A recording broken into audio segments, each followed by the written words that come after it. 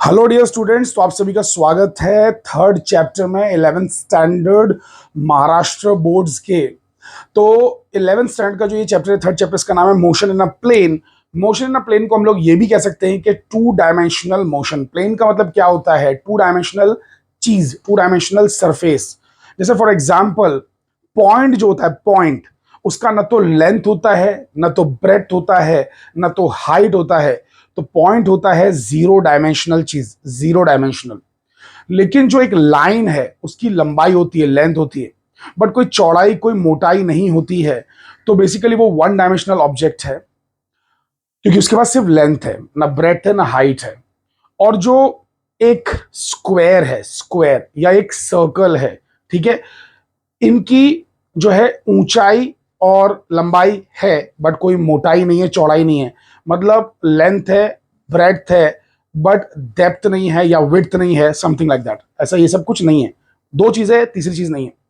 तो ये two dimensional object हो गया। एंड फाइनली अगर आप एक स्फीयर को ले लेंगे या एक क्यूब को ले लेंगे, क्यूब या फिर एक खाली कमरा, जैसे कि आपका एक रूम, तो आपका जो रूम है वो एक क्यूब है। तो उसमें क्या होगा? उसके पास लेंथ भी होगी, ब्रेथ भी होगी, हाइट भी होगी। सो लेंथ, ब्रेथ, हाइट, तो वो थ्री डायमेंशनल चीज है। इस वक्त हम लोग बात कर रहे हैं सिर्फ टू डायमेंशनल मोशन की, टू डायमेंशनल मोशन। जैसे फॉर एग्जाम्पल कोई चीज है जो सर्कल में घूम रही है, तो वो टू डायमेंशनल मोशन परफॉर्म कर रही है। या कोई चीज आगे भी चल रही है, ठीक है, आगे भी चल रही है और आजू बाजू भी चल रही है, यानी कि वो चीज ऐसे ऐसे ऐसे ऐसे इधर उधर उधर चल रही है। जैसे सांप का चलना, दैट्स टू डायमेंशनल मोशन। हमारा खुद का भी चलना, टू डायमेंशनल मोशन। अगर मैं एक मक्खी की बात करूं, मक्खी की बात, तो मक्खी का थ्री डायमेंशनल मोशन रहता है। क्यों थ्री डायमेंशनल रहता है? बिकॉज मक्खी न सिर्फ आगे पीछे कर सकती है और न सिर्फ आजू बाजू कर सकती है, बल्कि ऊपर नीचे भी कर सकती है, उड़ के कहीं भी जा सकती है। तो उसका motion truly three dimensional motion है। हमारा टू डायमेंशनल है, बट हम चाहे तो उसे थ्री डायमेंशनल बना सकते हैं। एक सीढ़ी लगा के उसके ऊपर चढ़ के अगर हम जाएंगे, तो अब न सिर्फ हम ऐसे चल सकते हैं, ऐसे चल सकते हैं, बल्कि ऐसे भी चल सकते हैं, ठीक है। तो ये होगा थ्री डायमेंशनल मोशन। या फिर कूदेंगे, ऊपर नीचे उछलेंगे, तो वो भी बेसिकली आपका टोटल मिला के थ्री डायमेंशन हो ही जाएगा। क्यों? क्योंकि हम ऐसे ऐसे और ऐसे भी कर पा रहे हैं, ठीक है। तो listen very carefully, motion in a plane का मतलब है मोशन इन टू डायमेंशंस। तो चलिए आइए कुछ इसके बारे में और जान लेते हैं, ठीक है। So motion in a plane, so motion in a plane को हम लोग, मोशन इन अ प्लेन को हम लोग टू डायमेंशनल मोशन भी कहते हैं। क्या कहते हैं? To dimensional motion. स्टार्टिंग में इंट्रोडक्शन में मैं कम से कम आधा पौना घंटा लगा देता हूं, लेकिन आज मैंने सिर्फ 5 मिनट का इंट्रोडक्शन लिया है। उसका रीजन ये है कि ये जो लेक्चर्स बनाए गए हैं स्पेसिफिकली सिर्फ और सिर्फ मतलब जो आपका कॉलेज का एग्जाम्स है, 11th महाराष्ट्र बोर्ड का जो कॉलेज का एग्जाम है, उसको ध्यान में रख के बनाए गए हैं। ये वन शॉट वीडियोस हैं, ठीक है। इसमें मैं स्टार्ट टू एंड सारी की सारी चीजें कवर कर दूंगा। स्टार्ट टू एंड सारी सारी चीजें थोड़ा स्पीड में कवर करूंगा, इसलिए इसको कहते हैं one shot video. Are you understanding it? इसी के ऊपर डिटेल्ड वीडियो अगर लेने की बात की जाए, तो मैं इसमें कम से कम 10 से 12 घंटे पढ़ाता हूं। लेकिन अभी फिलहाल हम लोग वन शॉट ले रहे हैं, तो सिर्फ 1.5 घंटा या हद में हद 2 घंटा, इसके अंदर हम लोग इसको पूरा खत्म कर देंगे, पूरा वाइंड अप कर देंगे। आप लोग को वक्त और भी बचाना है, और अगर आप चीजें बहुत तेजी से समझ सकते हैं, तो आप लोग इसे 2x स्पीड पर देख लीजिए। यूट्यूब पे ऑप्शन रहता है नीचे प्लेबैक स्पीड, वहां पे नॉर्मल लिखा होगा, आप चाहे तो उसे 2x पे ले आइए और देखिए, ताकि चुटकियों में फटाक से आप इस चैप्टर को पूरी तरह से खत्म कर सकें। ये चैप्टर बहुत सारे लोगों के एग्जाम्स में आने वाला है, ठीक है। तो चलिए फटाफट हम लोग जो है इसके बारे में पढ़ते हैं। So motion in a plane को टू डायमेंशनल मोशन भी कहते हैं, और इस चैप्टर में स्पेसिफिकली दो तरीके के हम लोग टू डायमेंशनल मोशन पढ़ने वाले हैं। एक तो पढ़ने वाले हैं हम लोग प्रोजेक्टाइल मोशन, प्रोजेक्टाइल, और दूसरा पढ़ने वाले हैं सर्क्यूलर मोशन। ये दोनों क्या है धीरे धीरे आपको समझ में आएगा। सो प्रोजेक्टाइल मोशन और सर्कुलर मोशन क्या है ये आप समझ जाएंगे थोड़ी देर में। आपसे मेरे साथ बने रहिए, ठीक है। एग्जाम में ये आपको बहुत ही ज्यादा हेल्पफुल होगा। सो प्रोजेक्टाइल, अच्छा, अगर कोई सीबीएसई बोर्ड वाला इसे देख रहा है, तो उसके लिए भी एक तरीके से अच्छा ही है। सीबीएसई, आईसीएसई या फिर जो भी कैम्ब्रिज बोर्ड वाला है, उसके लिए भी लेक्चर अच्छा ही है कि उसे क्विक रिवीजन टाइप का मिल जाएगा। तो उसने अगर कुछ पढ़ रखा है पहले से ही टू डायमेंशनल मोशन का, तो उसके लिए एक रिवीजन जैसा है, ठीक है। सो सभी लोग ध्यान देते रहेंगे। सो लिसन, प्रोजेक्टाइल मोशन में कैसा रहता है ना कि मतलब फॉर एग्जांपल मैंने इस तरीके से अगर गोली फायर की, मतलब मैंने बंदूक चलाई, लेट्स से कि मैं यहाँ खड़ा हूँ, ठीक है, और मेरे हाथ में एक गन है, लेट्स से मैंने बहुत ही वाहियात सा डायग्राम बनाया हुआ है, प्लीज ज्यादा इस पे ध्यान मत देना। तो गन टेढ़ी रखे, गन को टेढ़ा रखे, ऐसा गोली चलाया है, तो ये गोली जो है निकलते ही इस तरीके से जाके गिरेगी। अरे ऊपर भी जाएगी, आगे भी जाएगी, फिर बाद में नीचे भी जाएगी, आगे भी जाएगी और जाके गिर जाएगी। तो ये जो मोशन है, इस शेप का जो मोशन है, पैराबोलिक शेप का जो मोशन है, इसे हम कहते हैं प्रोजेक्टाइल मोशन। तो हो गया ना ये 2D मोशन। क्यों 2D मोशन हो गया? क्योंकि आगे पीछे भी चीजें हो रही हैं और ऊपर नीचे भी चीजें हो रही हैं। ये आगे भी बढ़ रहा है ना, यानी कि एक्स डायरेक्शन में भी जा रहा है और ऊपर भी जा रहा है, तो वाई डायरेक्शन में भी जा रहा है, तो एक्स और वाई दोनों में चल रहा है, इसलिए ये एक 2D मोशन है। वैसे ही अगर मैं एक रिंग ले लूं, रिंग रिंग रिंग रिंग या चूड़ी, ठीक है, हाथ में जो पहनते हैं ना चूड़ी या रिंग या कड़ा, और उसको रख दूं और उस पर चींटी को रख दूं, चींटी को, तो एक चींटी जब इस पर चलेगी तो कैसे चलेगी? चींटी यहां से यहाँ, यहाँ से यहाँ चल सकती है ना। तो ये जो मोशन है इसे कहते हैं सर्कुलर मोशन, और ये भी 2 डायमेंशनल मोशन हो गया। 2 डायमेंशनल क्यों हो गया? क्योंकि यहाँ पे जब आप चल रहे हो तो आप एक्स में भी चल रहे हो, और यहाँ जब आप चल रहे हो तो वाई में भी चल रहे हो, तो एक्स और वाई दोनों ही इन्वॉल्व है। तो बेसिकली इसे कहते हैं 2 डायमेंशनल मोशन। तो ये भी 2 डायमेंशनल है, ये भी 2 डायमेंशनल है। इस चैप्टर के अंदर हम लोग स्पेसिफिकली ये 2 तरीके के 2 डायमेंशनल मोशन ही पढ़ेंगे। वैसे मोशन होने के लिए तो एलिप्स मोशन भी हो सकता है, जैसे कि जो सन है, सन के अराउंड पृथ्वी जब घूमती है तो वो एलिप्स मोशन में जाती है। एलिप्स को अगर मैं हिंदी में यानी कि उसका अनुवाद करना चाहूँ, उसका ट्रांसलेशन करना चाहूँ तो एलिप्स अंडाकार शेप, अंडाकार, मतलब अंडा समझते हो ना, तो बेसिकली ये देखिए, ये एलिप्स शेप होता है।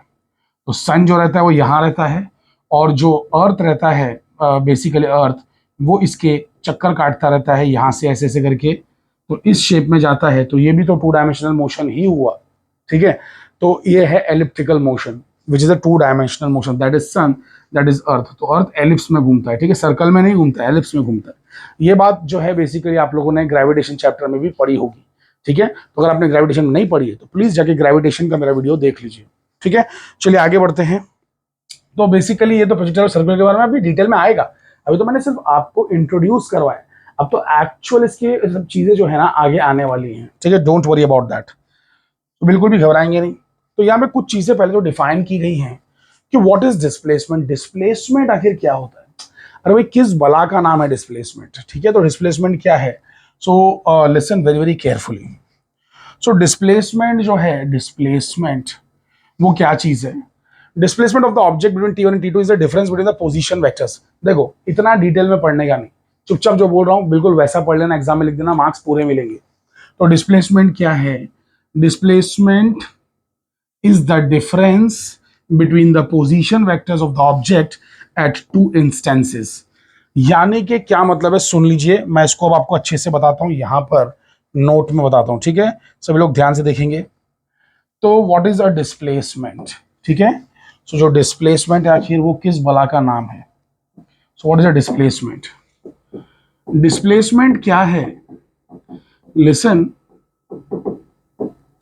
देखिए यहां पर मैंने अगर बना दिया एक्स एक्सिस और वाई एक्सिस, अरे भाई समझ में आ रहा है, एक्स एक्सिस और वाई एक्सिस, तो अगर मैंने एक्स एक्सिस और वाई एक्सिस बना दिया तो लिसन वेरी केयरफुली, हो सकता है कि यहां पर, एक सेकंड मैं ना थोड़ा अच्छा बनाता हूं, ठीक है, ताकि आपको भी अच्छा लगे, आपको भी अच्छा लगे। तो सभी लोग ध्यान से देखते रहेंगे, ठीक है।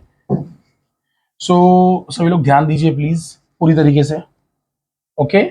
सो मैं आपके लिए बना रहा हूं, ये हो गया मेरा एक्स एक्सिस, ठीक है। अब मैं बनाऊंगा वाई एक्सिस। क्या बनाऊंगा मैं? वाई एक्सिस बनाऊंगा। समझ में आ रहा है? तो अब बेसिकली मैं बनाऊंगा एक वाई एक्सिस। ये हो गया मेरा वाई एक्सिस, एक था एक्स एक्सिस, एक हो गया मेरा वाई एक्सिस। अब ध्यान देंगे, ये देखिए यहां पर अब मान लेते हैं कि बेसिकली एक पॉइंट इस जगह पर एक पॉइंट है, तो there is a point here. तो अगर कोई यहाँ पे पॉइंट है, कोई अगर यहाँ पे पॉइंट है, तो उस पॉइंट को दिखाने के लिए, दर्शाने के लिए एक एरो जो हम बनाते हैं उसे कहते हैं पोजीशन वेक्टर। क्या कहते हैं? Position vector. मैं थोड़ा सा इसमें भी एरो बनाऊंगा, डोंट वरी। फिर एक इस तरीके से ले लेता हूं मैं, ध्यान देते रहिए सभी लोग, ठीक है। दूसरी पोजीशन पर जब वो पहुंचेगा तो उसका पोजीशन वेक्टर कुछ नया वेक्टर होगा ना, तो देखो ये, ठीक है, तो वो वहां पहुंच चुका है। पहले पार्टिकल यहां था, अब पार्टिकल यहां पहुंच चुका है। इस बात को समझेंगे, ठीक है। पार्टिकल वहां से यहां आ चुका है, सो पार्टिकल इज हियर, ठीक है। Are you guys getting the point? ठीक है, पार्टिकल जो है कहां आ चुका है, यहां आ चुका है, इस पॉइंट पे आ चुका है, ठीक है, पार्टिकल यहां आ चुका है। ओके, अब ये देखिए, पार्टिकल पहले यहां था, अब पार्टिकल यहां है।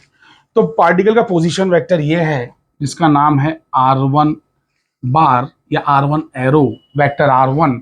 इसे कहते हैं पोजीशन वेक्टर। क्या कहते हैं? Position vector. r1 and r2 are the position vectors. ये दोनों क्या हैं? पोजीशन वेक्टर्स है, पोजीशन वेक्टर्स। सो ये r1 बार है और ये r2 बार है। अरे पार्टिकल जब वहां था उस पोजीशन पे, तो वो पोजीशन बताने के लिए जो एरो था उसका नाम है पोजीशन वेक्टर 1, r1।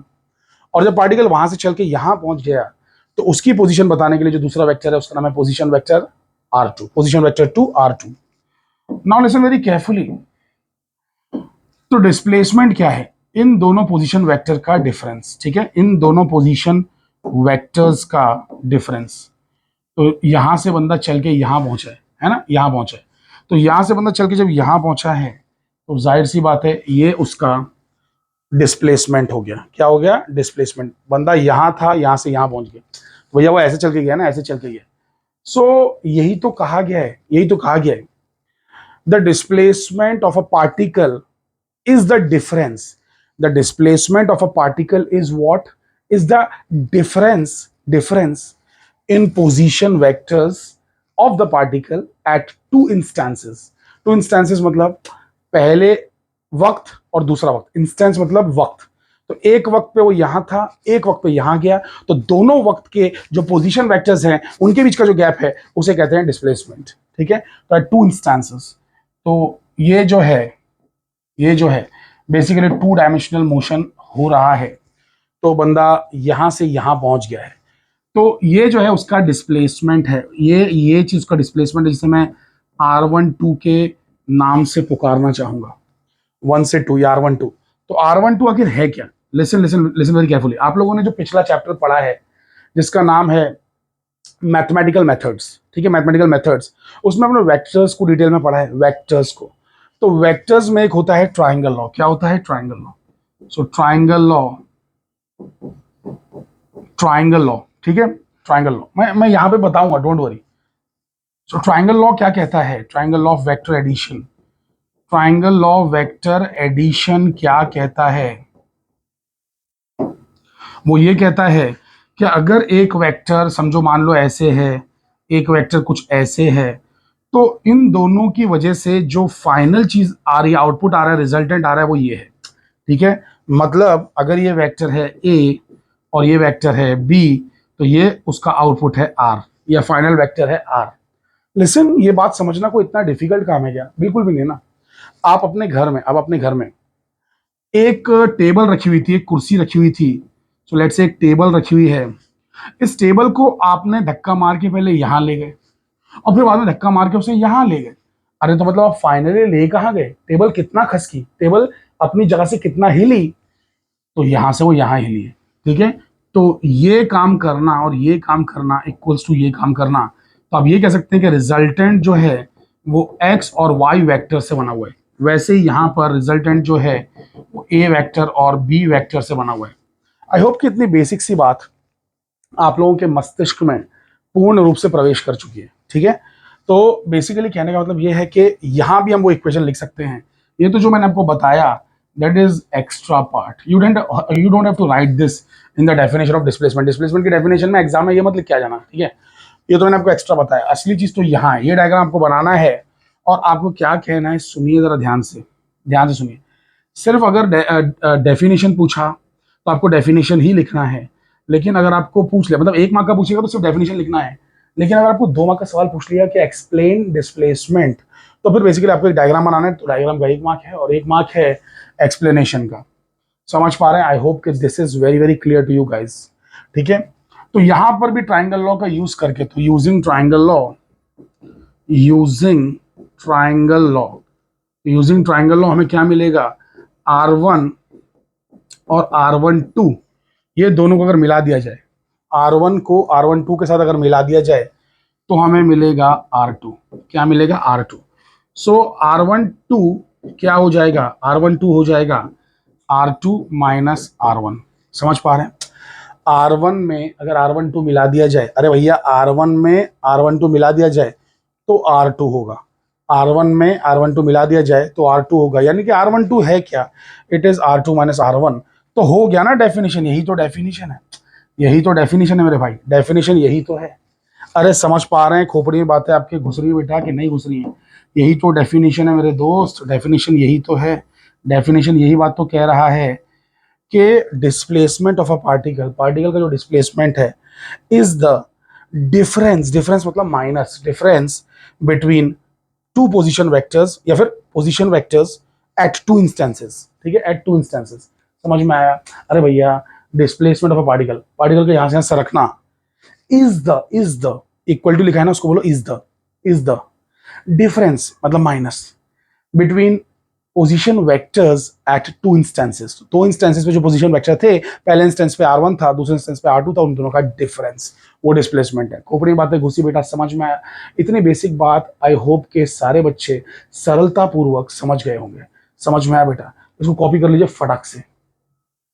तो देखिए ये तो हो गया बेसिकली डिस्प्लेसमेंट का डेफिनेशन। डिस्प्लेसमेंट तो हमने देख लिया, अब हमें डिस्प्लेसमेंट नहीं देखना, हमें क्या देखना है? अब हमें देखना है, ये देखो डिस्प्लेसमेंट है ना भाई, इधर यहाँ पे लिखा हुआ है ना, delta x is x2 bar minus x1 बार। एक ही बात है, हमने भी वही बात लिखी है, हमने खाली क्या लिखा है? R12 bar is R2 bar minus R1 बार। इन लोग ने तो बल्कि देखा जाए तो x सिर्फ x डायरेक्शन में लिखा हुआ है कि पार्टिकल यहाँ था, यहाँ से वहां गया, सिर्फ इन लोग ने x डायरेक्शन में लिखा है। लेकिन मैंने बहुत ही डिटेल में लिखा है, मैंने 3 डायमेंशंस में लिखा है, एक तरीके से दिखाया तो 3 डायमेंशंस में। समझ में आ रहा है? तो 3 डायमेंशंस में मैंने लिखा है, तो R12 क्या है? R2 माइनस R1 बार है। समझ में आया? एक ही बात है, दोनों एक ही चीजें हैं, आप लोग याद कर लीजिए। ओके, अब अगला डेफिनेशन क्या है आइए जानने की कोशिश करते हैं। So let's try to understand the next definition. ठीक है, सो नेक्स्ट डेफिनेशन आखिर है क्या? सो ध्यान देंगे सभी लोग, नेक्स्ट डेफिनेशन है पाथ लेंथ। कौन सी डेफिनेशन है? Path length. पाथ लेंथ, ठीक है। तो पाथ लेंथ क्या होता है ना, एक्चुअल डिस्टेंस जो पार्टिकल चल रहा है उसे कहते हैं पाथ लेंथ। एक्चुअल डिस्टेंस जो पार्टिकल ट्रैवल कर रहा है उसे कहते हैं पाथ लेंथ। एक्चुअली जो चल रहा है, तो भले वो ऐसा ऐसा ऐसा नागिन की तरह चले, कैसा भी चले, वो जो टोटल डिस्टेंस ट्रैवल कर रहा है उसे कहते हैं पाथ लेंथ। तो ध्यान दीजिएगा यहाँ पे, ये देखिए सुनिए, मैं आपको बताता हूँ तो आपको डिटेल में समझ में आएगा भी। What the hell is happening, just a moment. Okay, so listen very very carefully, सभी लोग ध्यान से देखते रहेंगे। ठीक है, ओके लिसन, लुक हियर। ये देखिए, अब हम लोग देख रहे हैं पाथ लेंथ। क्या देख रहे हैं? पाथ लेंथ देख रहे हैं, है ना? Path length, path length. तो पाथ लेंथ को हम लोग सिंपली डिस्टेंस भी बोलते हैं, इसका दूसरा नाम है डिस्टेंस। ठीक है, डिस्टेंस। तो लिसन, डिस्प्लेसमेंट और डिस्टेंस में थोड़ा सा फर्क है, डिस्टेंस और डिस्प्लेसमेंट में थोड़ा सा फर्क है, थोड़ा सा फर्क है। वो क्या फर्क है देख लो।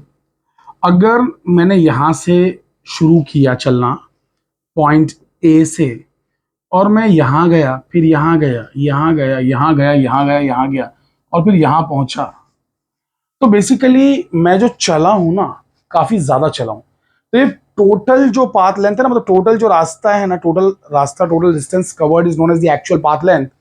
Total distance covered by the object is known as the actual path length. तो मैं बहुत चला हूं, मैं 10 किलोमीटर चल लिया, हाँ क्या ना, मैं 10 किलोमीटर चल लिया। लेकिन सपोज अगर मैं ऐसी हरकतें नहीं करता, ऐसा जिगजैग नहीं जाता, बल्कि मैं अगर यहां से शराफत से वहां चला जाता, अगर मैं डायरेक्टली शराफत से यहां से यहां चला जाता, तो बेसिकली ये होता मेरा डिस्प्लेसमेंट। तो आप इसको ऐसे करके याद रख लीजिए, ऐसे करके याद रख लीजिए कि shortest distance between two point is known as displacement. Displacement क्या है? Shortest distance between two point. So displacement का आगे से आपको ये याद कर लेना है, it is the shortest distance between two points in space. Two points in space, तो स्पेस में जो दो पॉइंट्स दिए गए हैं, दो पॉइंट्स, तो उन दो पॉइंट्स के बीच का सबसे छोटा डिस्टेंस जो है उसी को हम डिस्प्लेसमेंट कहते हैं।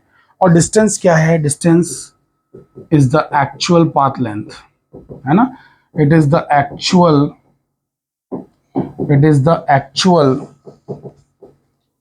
Path length covered by a body during its motion।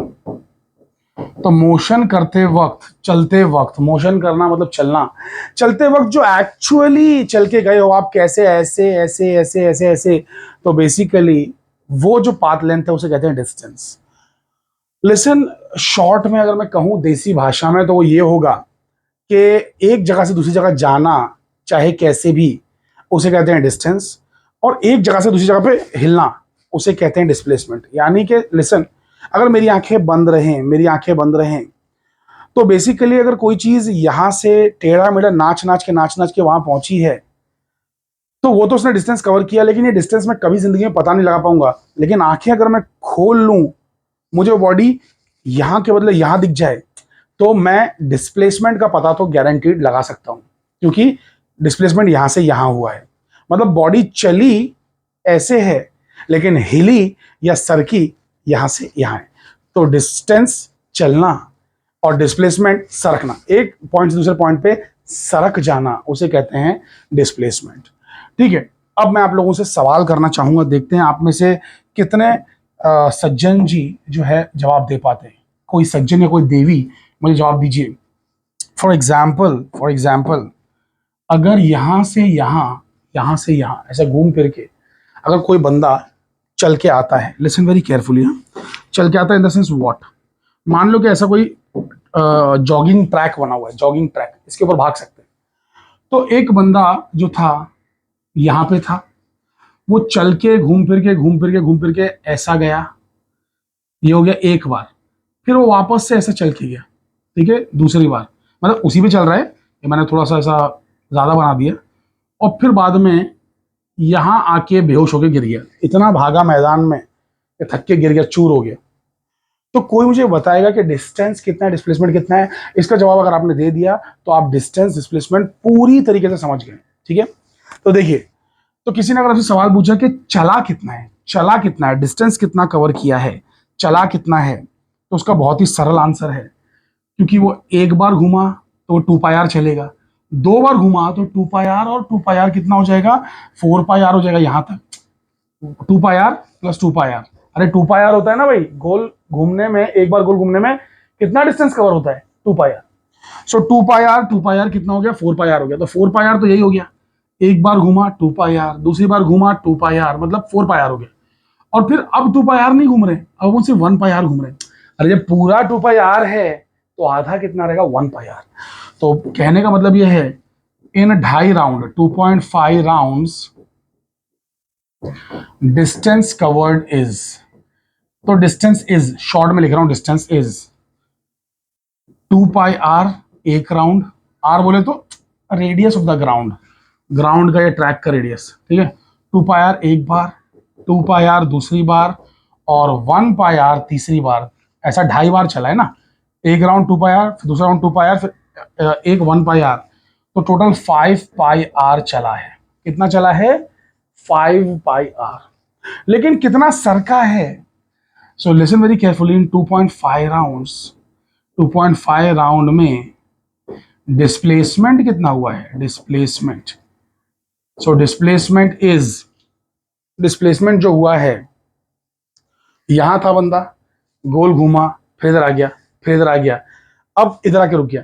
तो मेरी जब आंख खुलेगी, मेरी आंख बंद थी, आंख किसी खुली, मैंने देखा कि बंदा यहां से यहां आ गया, तो मैं तो यही कहूंगा ना कि उसका डिस्प्लेसमेंट सिर्फ इतना है, यहां से यहां वो सरका है। हाँ क्या ना मेरे दोस्त? तो basically displacement is how much, it is only 2r। इसमें पाई वाई कुछ नहीं आएगा। Displacement is the shortest distance between 2 points, displacement is shortest distance between 2 points. तो 2 पॉइंट्स के बीच का शॉर्टेस्ट गैप यही है, जो कि 2r के बराबर है, r प्लस r। अबे डायमीटर के बराबर है ना मेरे भाई, डायमीटर के बराबर है। तो डायमीटर क्या होता है, ट्वाइस द रेडियस, 2 रेडियस, ठीक है, खोपड़ी बातें घुसी। तो 2r, तो डिस्टेंस है 5πr, लेकिन डिस्प्लेसमेंट है 2r, तो दोनों में फर्क है। सो इसका तो यही मतलब हुआ कि डिस्टेंस हमेशा डिस्प्लेसमेंट से बड़ा रहेगा। डिस्टेंस ज्यादा होता है, डिस्प्लेसमेंट कम होता है, बिकॉज वो शॉर्टेस्ट डिस्टेंस है। समझ में आ रहा है? डिस्टेंस ज्यादा होता है, डिस्प्लेसमेंट कम होता है। लेकिन लिसन, एक ऐसा भी तो केस हो सकता है ना जिसमें डिस्टेंस और डिस्प्लेसमेंट बराबर हो। लाइक फॉर एग्जाम्पल, अगर तुमने यहां से पॉइंट ए से शुरू किया, तुमने पॉइंट ए से शुरू किया और तुम टेढ़ा मेढ़ा नहीं चले, तुम सीधा ही चले और बी पे पहुंच गए, तुम्हारा डिस्टेंस और डिस्प्लेसमेंट बराबर भी तो हो गया ना भाई। तो यहाँ पे डिस्टेंस जो है ग्रेटर देन डिस्प्लेसमेंट है, लेकिन यहाँ distance is equal to displacement है। तो डिस्टेंस डिस्प्लेसमेंट बराबर है, तो एक बार ज्यादा है एक बार बराबर है, तो ग्रेटर देन और इक्वल टू, ये बेसिकली ज्यादा सही उचित स्टेटमेंट रहेगा। समझ गए सारे देवी और सज्जन लोग? समझ गए बच्चा? इतनी बेसिक बात सभी के खोपड़ी में, सबके मस्तिष्क में प्रवेश कर गई कि बहुत ही बचकानी बात है।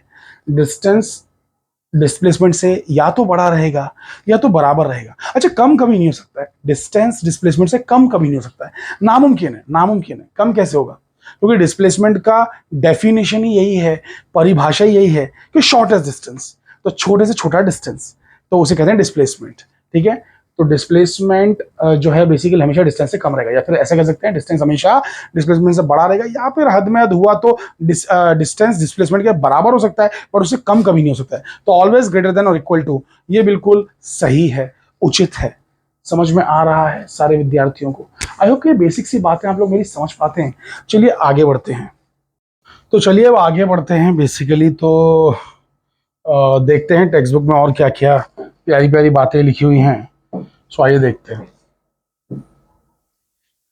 ठीक है, ओके, पाथ लेंथ हो गया हमारा, और रेक्टिलिनियर मोशन। अच्छा लिसन लिसन लिसन, सुनिए सुनिए सुनिए।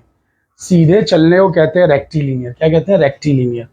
और अगर ऐसा आप चल रहे लाइन में ही हो, चल रहे लाइन में ही हो लेकिन वो लाइन सीधी नहीं है, सीधी लाइन है तो रेक्टिलिनियर है, अगर लाइन सीधी नहीं है तो क्या? तो कर्वीलिनियर। लाइन में ही चल रहे हो, लाइन में ही चल रहे हो, लेकिन वो लाइन सीधी नहीं है, वो लाइन सीधी नहीं। अरे लाइन टेढ़ी मेढ़ी हो सकती है ना भाई।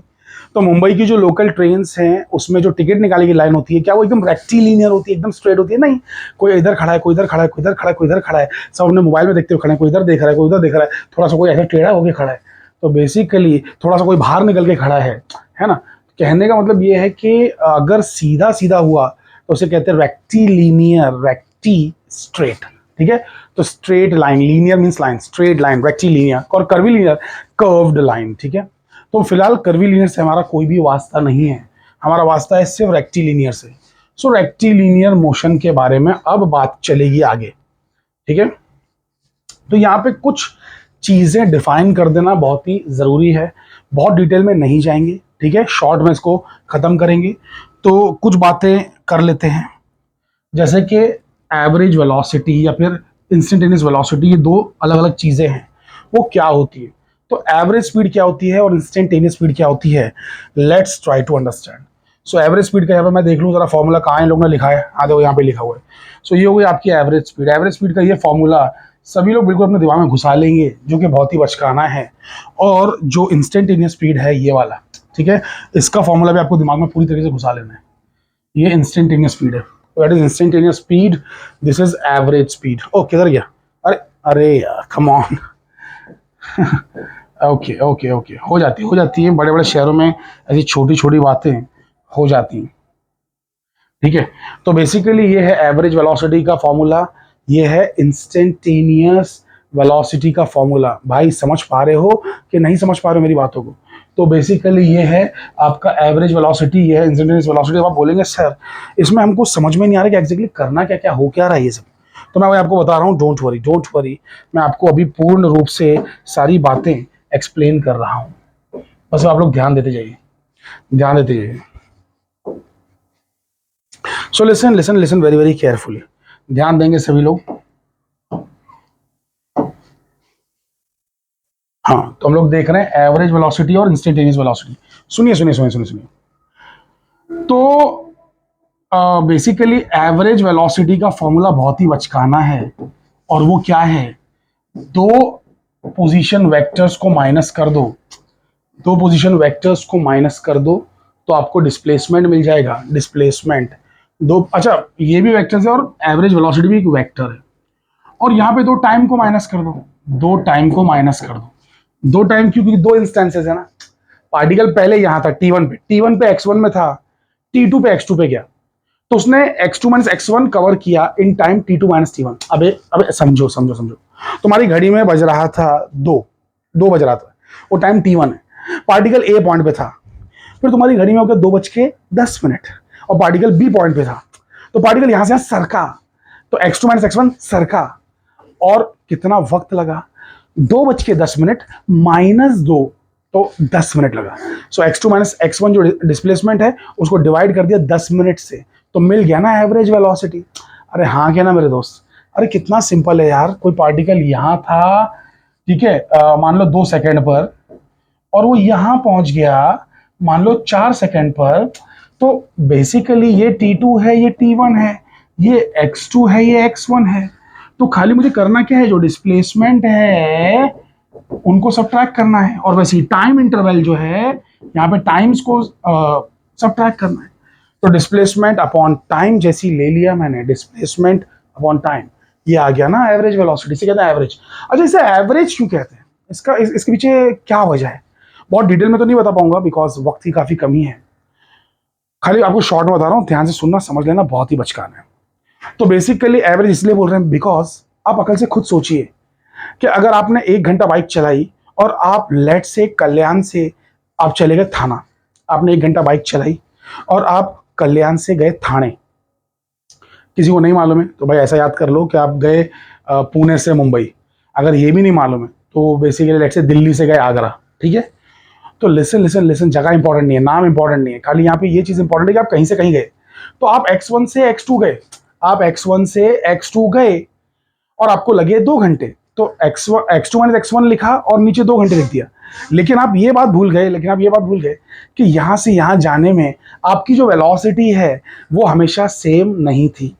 आपने बीच में डायरेक्शंस भी बदले होंगे। अरे भैया रोड क्या एग्जैक्टली सीधा रहता है क्या? नहीं, तो अपने डायरेक्शन भी बदले होंगे। और रोड क्या बिल्कुल एक समान होता है? समतल होता है? नहीं होता है, बिल्कुल लेवल्ड नहीं होता है, खुरदुरा होता है, ऊपर नीचे हिले होगे, कभी स्पीड बढ़ी भी होगी, कभी स्पीड कम भी हुई होगी, खाली जगह मिली होगी तो बहुत तेज भागे हुए होगे, और खाली जगह नहीं मिली तो बेसिकली वहां पर आप धीरे धीरे भी चले होगे, सिग्नल लग गया तो और धीरे चले होगे। तो कहने का मतलब है कि पूरी जर्नी में, एंटायर जर्नी में, पूरे रास्ते में x1 से x2 जाने में, मतलब यानी कि ये लोकेशन से A लोकेशन से B लोकेशन जाने में आपकी वेलोसिटी बदलती रही होगी, लेकिन हम उस सारी बातों को इग्नोर कर रहे हैं। सिर्फ फाइनल पोजीशन देख रहे हैं, इनिशियल पोजीशन देख रहे हैं, फाइनल टाइम देख रहे हैं, इनिशियल टाइम देख रहे हैं और डिवाइड कर दे रहे हैं। सब कुछ इग्नोर करके, बीच में क्या हुआ हर बात को इग्नोर करके, तो ऐसी वेलोसिटी जब निकाली जाएगी तो एक तरीके का एवरेज ही होगा। वो कोई ट्रू वेलोसिटी नहीं है, इंस्टेंट वेलोसिटी नहीं है जो उस वक्त आपकी रही होगी।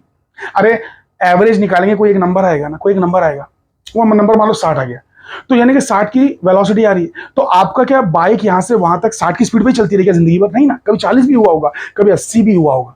समझ में आ रहा है? तो कहने का मतलब ये है कि ये जस्ट एक एवरेज निकाल दिया कि final position minus initial position divided by final time minus initial time, तो ये हो गया आपका एवरेज वेलोसिटी, इसलिए इसका नाम एवरेज रखा गया है। आई होप कि ये बात सभी लोग पूरी तरीके से समझ पाए हैं।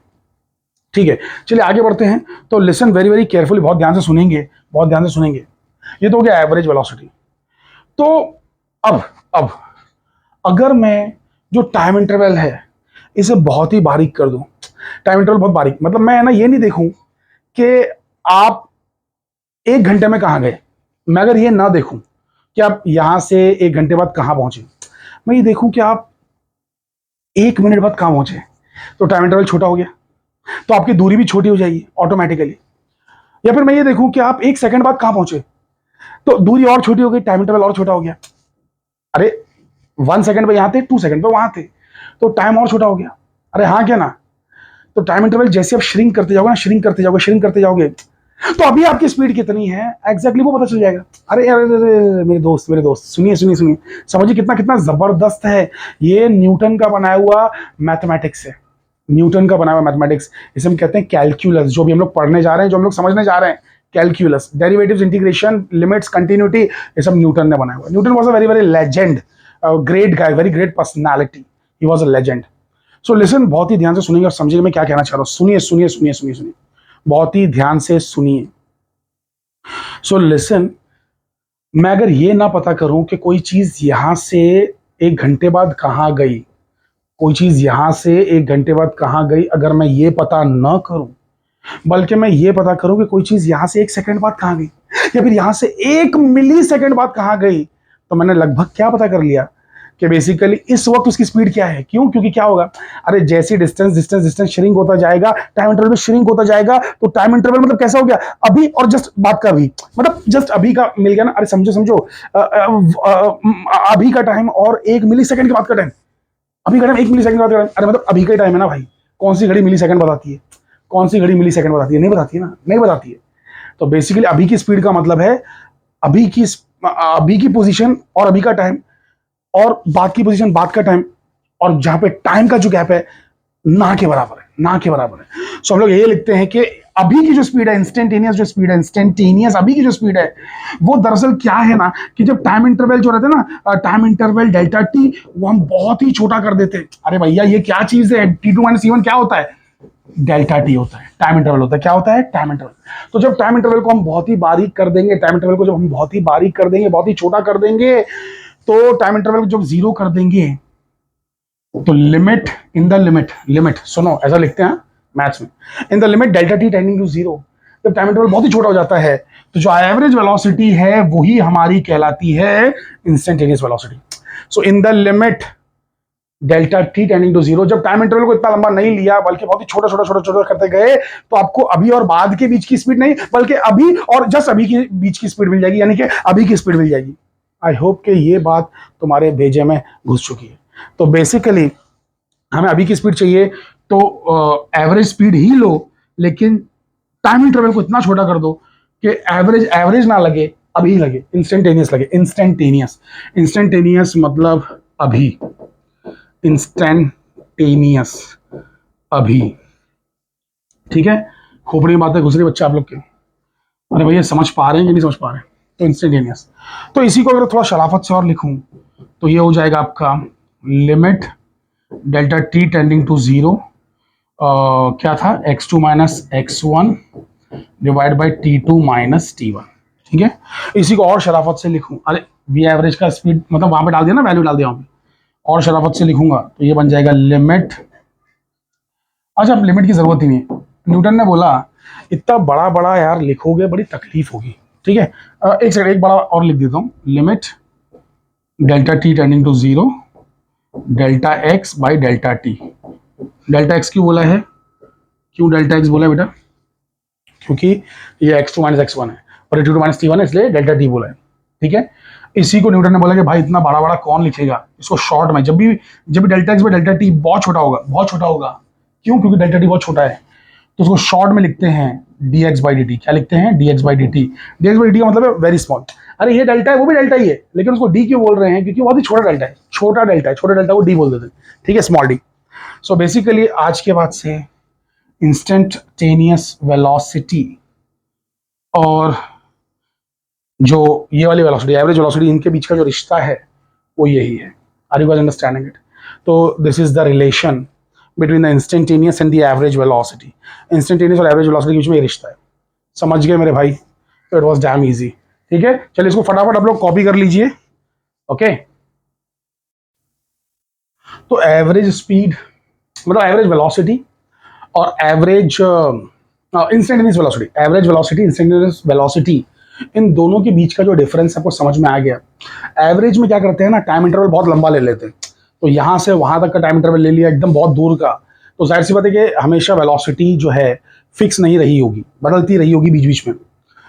और इंस्टेंटेनियस लिया मतलब जस्ट अभी का लिया, और जस्ट अभी के बाद का भी जो है ना उसके बीच का लिया, तो यानी कि अभी का ही लिया है टाइम इंटरवल, ठीक है। तो उसको कहते हैं इंस्टेंटेनियस वेलोसिटी।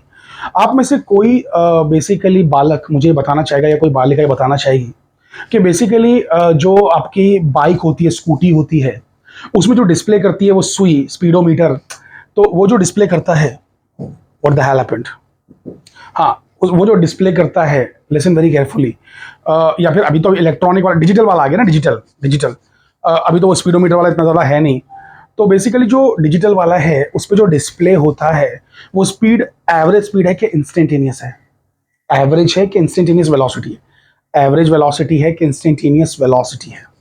तो बेसिकली बिल्कुल सही सोचा आपने, आपने बिल्कुल सही कहा, वो है इंस्टेंटेनियस वेलोसिटी, क्योंकि वो इस वक्त जो बाइक की स्पीड है वो बता रहे हैं। ठीक है, तो उसे कहते हैं इंस्टेंटेनियस वेलोसिटी। Perfect perfect. चलिए आगे बढ़ते हैं, तो अगले कॉन्सेप्ट पे जाते हैं। सभी लोग भाई ध्यान दे रहे हैं कि नहीं ध्यान दे रहे हैं? ओके, तो हम लोग बढ़ रहे हैं आगे। ठीक है, सब लोग ध्यान देते रहिए, बस सिर्फ आप मेरे साथ ना पूरे तरीके से डटे रहिए, फिर हम लोग बहुत कुछ बड़ा कर जाएंगे। ठीक है, ओके। अब ये एवरेज स्पीड बोला है, एवरेज वेलोसिटी तो ठीक है, एवरेज स्पीड क्या होगा? एवरेज स्पीड क्या होगा? What will be the average speed? Average velocity बोला है, ठीक है, वो तो अभी हो गया ना एवरेज वेलोसिटी। एवरेज स्पीड क्या होगा? वेलोसिटी में आप लेते हो डिस्प्लेसमेंट, वेलोसिटी में लेते हो डिस्प्लेसमेंट अपॉन टाइम, बराबर, डिस्प्लेसमेंट अपॉन टाइम। लेकिन जब स्पीड की बात चलेगी तो बचपन से क्या पढ़े हो, क्या पढ़ा है आपने बचपन से? Distance upon time. समझ में आ गया? तो total distance upon total time, उसको कहते हैं एवरेज स्पीड। अरे वेलोसिटी बोला तो डिस्प्लेसमेंट अपॉन टाइम, डिस्प्लेसमेंट और डिस्टेंस में फर्क है ना मेरे भाई। तो एवरेज स्पीड बोला तो basically that is distance upon time. तो ये एवरेज स्पीड, ये वाला एवरेज स्पीड है, ये वाला, ये जो पार्ट है मेरे दोस्त, ये एवरेज स्पीड है। उसी को लिमिट लगा देंगे, यानी कि ये बना देंगे तो ये बन जाएगा instantaneous speed. This is instantaneous, this is average. अरे भैया हाँ के ना, तो दिस इज इंस्टेंटेनियस। तो instantaneous speed is limit delta t tending to zero, delta t लिखना भूल गए लोग, so delta t tending to zero, delta x by delta t, मतलब v average is known as the instantaneous speed. I hope कि सभी समझ में आ गया। जहाँ पे डेल्टा एक्स जो है वो बेसिकली क्या है? Delta x is what? It is, delta x is what? It is a distance. ठीक है, डिस्टेंस है। एक सेकेंड ना, जरा मैं जरा ये चेक कर लूँ, इन लोगों ने फॉर्मूला दिया क्यों नहीं है बराबर? Formula is not given properly. Average speed चाहिए तो स्पीड के लिए फॉर्मूला जो देना चाहिए वो दिया नहीं बराबर। No no no no no, ये बराबर फॉर्मूला नहीं है। This is not proper, this is not proper. ये जो लिखा है ना, ये एक्चुअली एवरेज वेलोसिटी का ही लिखा हुआ है, डिस्टेंस मतलब एवरेज स्पीड का नहीं लिखा हुआ है ये। ठीक है, बराबर नहीं दिया हुआ है। So listen very very carefully, खाली इतना सुन लीजिए और समझ लीजिए कि एवरेज वेलोसिटी जो होती है, एवरेज वेलोसिटी वो क्या होती है? सो एवरेज वेलोसिटी जो होती है वो होती है delta x bar by delta t bar, और इंस्टेंटेनियस वेलोसिटी जो होती है वो होती है d x bar by d t. Oh sorry, यहाँ पे बार कहाँ से आ गया? टाइम थोड़ी ना वेक्टर है, I am sorry. So delta x bar by delta T, D x bar by d T. ठीक है, तो एवरेज वेलोसिटी, इंस्टेंटेनियस वेलोसिटी। अब average speed it is total distance upon total time, ये सही है। याद रखना यहाँ पे डिस्प्लेसमेंट है, net displacement upon total time. ठीक है, so this is the total displacement, distance नहीं, total displacement upon total time, तो ये हो गया, या फिर नेट डिस्प्लेसमेंट भी बोल सकते हैं। तो net displacement upon total time, ये total distance upon total time है। ठीक है, इस बात को समझिए। तो यहाँ पे मैं कुछ ज़्यादा लिखूंगा नहीं, क्योंकि यहाँ पर कुछ भी वेक्टर के फॉर्म में लिखना गलत होगा, क्योंकि ये स्केलर है, this is scalar, this is average speed. ठीक है, ये एवरेज वेलोसिटी है, इसलिए इस पर मैंने बार लगाया, इस पर बार नहीं लगाया। ठीक है, सो यहां पर बात चल रही है वेलोसिटी की, और यहां पर जो बात चल रही है वो चल रही है स्पीड की। किसकी बात चल रही है? स्पीड की बात चल रही है। ठीक है, तो यहां पर मैं वेक्टर फॉर्म में कुछ भले ना लिखूं, बट मैं सिंपल लिख सकता हूं कि सारे डिस्टेंसेस जो भी कवर किया आपने, भले आप कैसा भी गए, यहां से इधर गए, इधर गए, इधर गए, तो बेसिकली x1, x2, x3 सब मिला लो, x1, x2, x3, और जाहिर सी बात है यहाँ से यहाँ जाने में टाइम t1 लगा होगा, यहाँ पे टाइम t2 लगा होगा, यहाँ पे टाइम t3 लगा होगा। तो सारे के सारे डिस्टेंस ऐड करके सारे के सारे टाइम से डिवाइड कर दो तो बेसिकली आपको जो है एवरेज स्पीड आ जाएगा। समझ में आ रहा है? एवरेज स्पीड आ जाएगा। सो ये एवरेज स्पीड का फॉर्मूला बहुत ही सरल है, लेकिन यहीं पे अगर मैंने इसका एवरेज डिस्प्लेसमेंट निकाला ना तो जीरो आएगा। एवरेज सॉरी, इसका एवरेज वेलोसिटी निकाला तो जीरो आएगा। बताइए क्यों? एवरेज वेलोसिटी यहाँ पे जीरो क्यों आएगी? कोई मुझे बताएगा? अरे है कोई ऐसा सज्जन व्यक्ति जो मुझे बता सके एवरेज वेलोसिटी जीरो क्यों आएगी? उसका रीजन एकदम सिंपल है। एवरेज वेलोसिटी जीरो क्यों आएगी? उसका रीजन एकदम सिंपल है कि बेसिकली यहां से बंदा चला, यहां गया, फिर यहीं लौट आया, तो मेरी आंख बंद थी, वो यहां था, यहां से कहीं तो गया, फिर इधर लौट आया, आंख खुली तो मैं क्या देखूंगा कि वो सरका ही नहीं। तो सरका ही नहीं तो डिस्प्लेसमेंट कितना है? जीरो है। अरे खोपड़ी में बातें गुजरी मेरे दोस्त। तो डिस्प्लेसमेंट जीरो है, डिस्प्लेसमेंट तो zero upon time will give you zero, तो एवरेज वेलोसिटी जीरो है। समझ में आया कि नहीं? तो लिसन, अगर डिस्प्लेसमेंट और डिस्टेंस सेम है, कभी कभार रहता है ना, सीधा सीधा चलोगे तो डिस्टेंस और डिस्प्लेसमेंट सेम रहता है, तब जाके स्पीड और वेलोसिटी सेम आएगी, वरना स्पीड हमेशा वेलोसिटी से ज्यादा रहेगी। तो मैं ये लिख सकता हूं average speed is always greater, या फिर कम, मतलब हद में हद कम से कम बराबर हो सकती है बट छोटी नहीं हो सकती, then average velocity. So average velocity हमेशा छोटी रहेगी, ठीक है? तो एवरेज स्पीड हमेशा बड़ी रहेगी। किससे बड़ी रहेगी? एवरेज वेलोसिटी से, या फिर हद में बराबर रहेगी बट छोटी तो नहीं रह सकती है। आई होप ये बात सभी लोग समझ पाए। So that is average speed, ठीक है? इंस्टेंटेनियस स्पीड के लिए आपको क्या करना होगा? dx बाई dt लेना होगा, लेकिन वेक्टर फॉर्म में नहीं। क्यों? क्योंकि यहाँ पे डिस्प्लेसमेंट नहीं बल्कि डिस्टेंस है। तो very very short distance upon very very short time, ठीक है? अच्छा, बहुत ही जब छोटा कुछ लेते हैं ना, उसे कहते हैं इनफाइनाइटेसिमल। वेरी वेरी स्मॉल को हम लोग कहते हैं, वेरी स्मॉल चीज को, वेरी वेरी स्मॉल इंटरवल को, अब चाहे वो टाइम का इंटरवल हो चाहे स्पेस का इंटरवल हो, चाहे स्पेस का इंटरवल हो, उसे हम क्या कहते हैं बच्चे लोग? उसे हम कहते हैं, वेरी स्मॉल इंटरवल को क्या कहते हैं? हम लोग कहते हैं बेसिकली इंस्टेंटेनियस, सॉरी इनफाइनाइटेसिमल। क्या कहते हैं? इनफाइनाइटेसिमल। ये वर्ड याद रखना।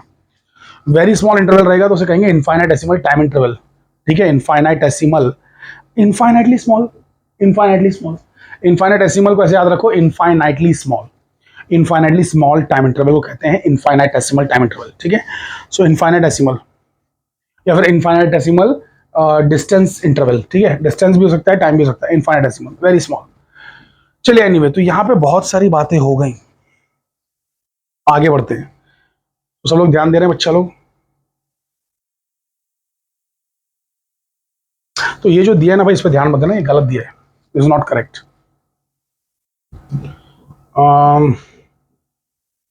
ओके, कुछ ग्राफ्स दिए हुए, ठीक है?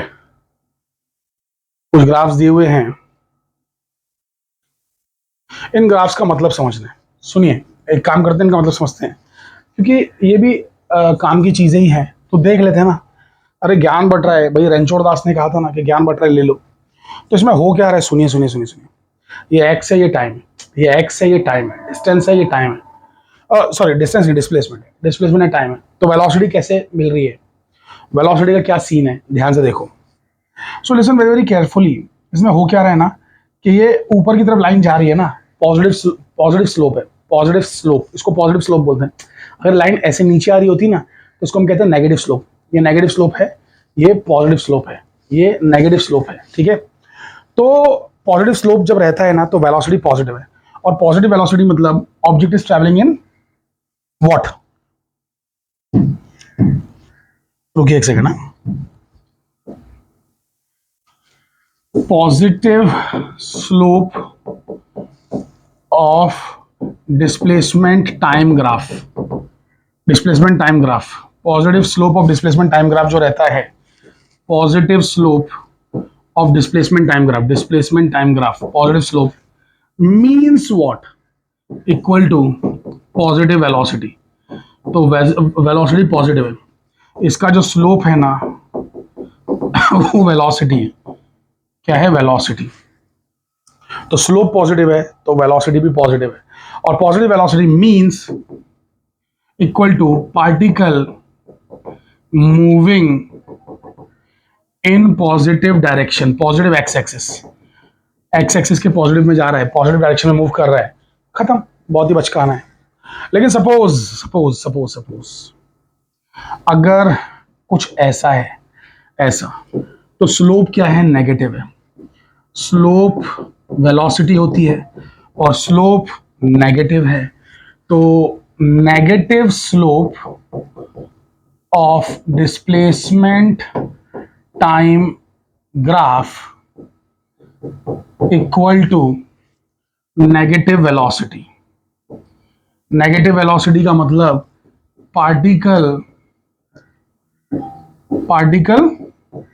Moving in negative axis, negative x axis, negative x axis में पार्टिकल मूव कर रहा है, पार्टिकल मूव कर रहा है नेगेटिव एक्स एक्सिस में। अरे मेरे भाई हाँ के ना, मतलब समझे तुम कि नहीं समझे? ये देखो, ये देखो, ये एक्स्ट्रा बता रहा हूं, एक्स्ट्रा एक्स्ट्रा।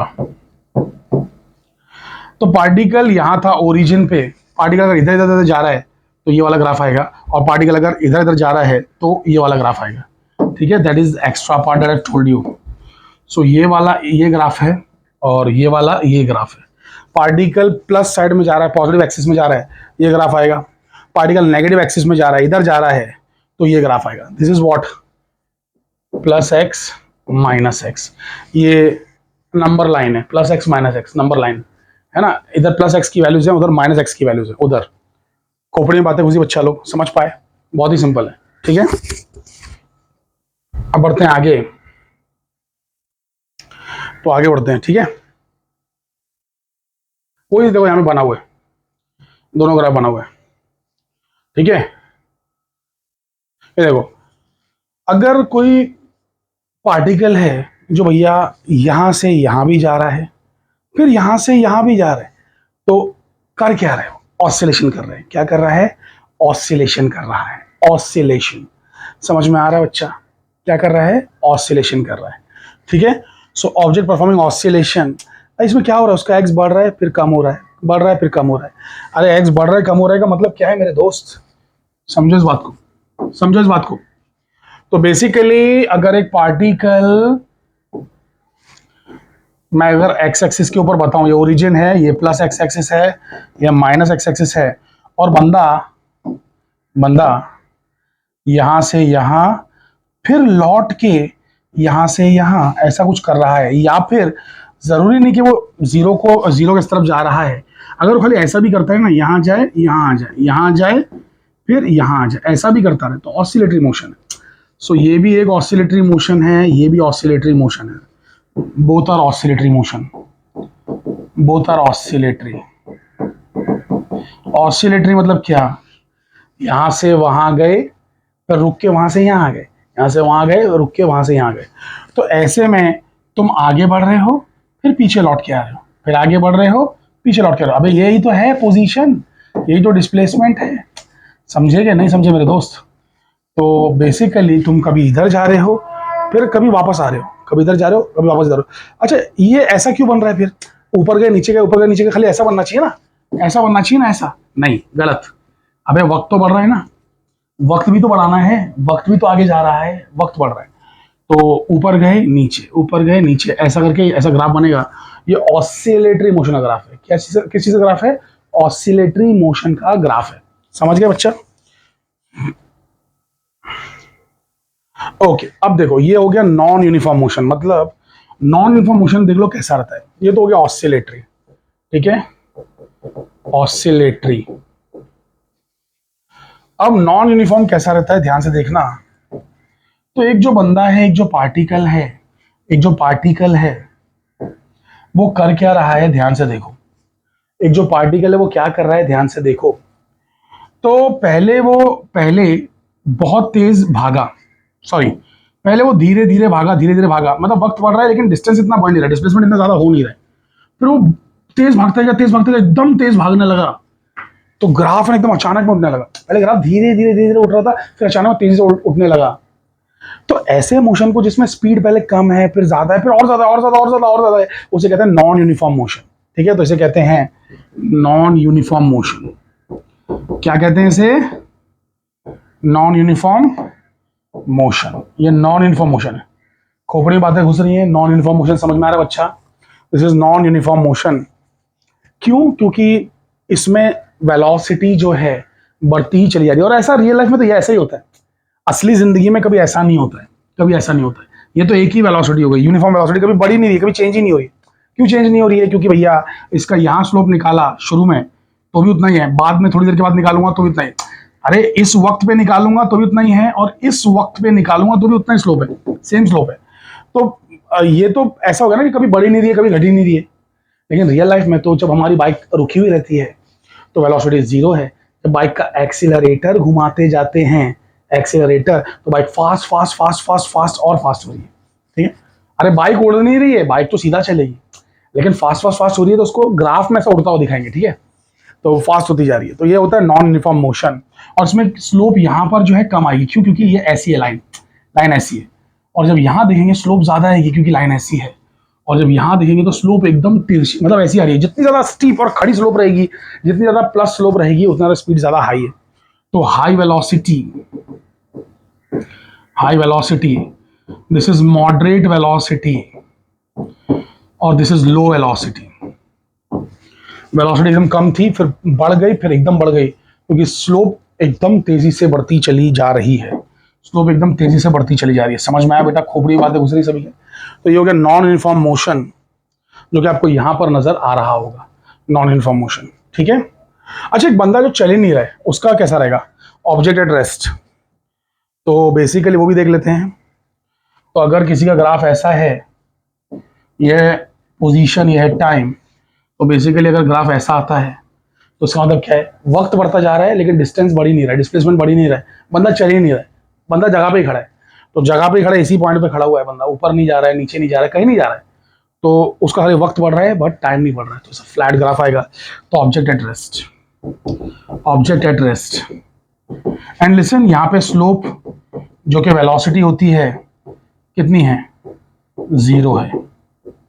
चल ही नहीं रहा है ना पार्टिकल, तो वेलोसिटी जीरो। और कैसे जीरो हो गई? क्योंकि स्लोप ही जीरो है। अरे भैया ये zero slope, positive slope, negative slope, zero positive slope, negative slope, zero positive slope, negative slope.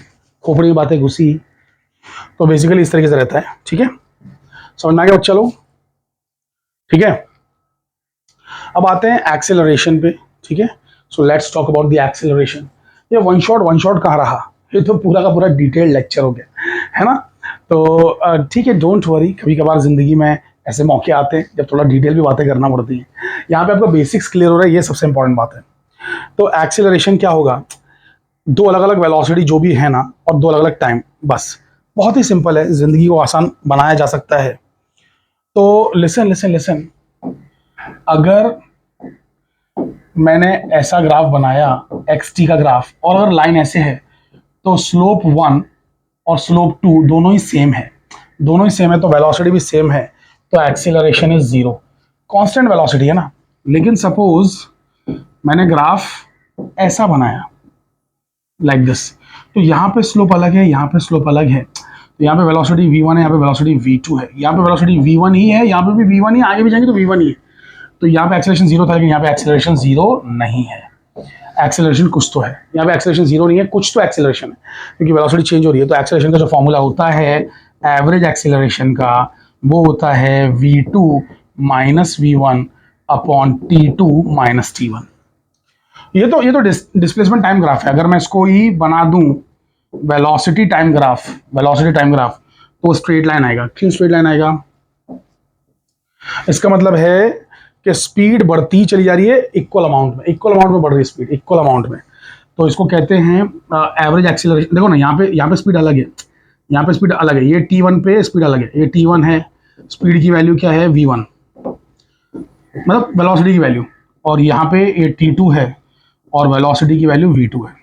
ठीक है, सो t1 पे v1 है, t2 पे v2 है, तो v2 minus v1 upon t2 minus c1 करेंगे, एवरेज एक्सेलरेशन आ जाएगा। और इसी में तुमको मालूम है, अगर मुझे इंस्टेंटेनियस एक्सेलरेशन निकालना है, अभी का एक्सेलरेशन निकालना है, तो लिमिट डाल देने का delta t tending to zero time interval एकदम छोटा कर देने का, तो एवरेज एक्सीलरेशन ही तुम्हारा बन जाता है instantaneous acceleration. So instantaneous acceleration is equals to dv by dt. ठीक है, भेजें बातें उसी. ये है एवरेज, ये है इंस्टेंटेनियस. बस इतना याद रखो. अभी ज़्यादा डिटेल में जग गए तो पता चला कि पूरा 10-12 घंटा मैंने ऑनलाइन में ही पूरा डिटेल में पढ़ा दिया और फिर बच्चे देख ही नहीं पा रहे, बच्चे बोर हो जा रहे हैं. अरे भैया आंखें दर्द करती हैं यार, आंखें दर्द करती हैं तो नहीं देख पाते 10 घंटा, है ना. देख सकते हैं, टुकड़े टुकड़ों में देख सकते हैं, वन शॉट में फिर देख नहीं पाएंगे. ठीक है, चलिए. एनीवे सो ज़्यादा मैं बातें करूंगा, ज़्यादा डीप में घुस जाऊंगा तो पता चला आप लोग बोर होकर भाग गए.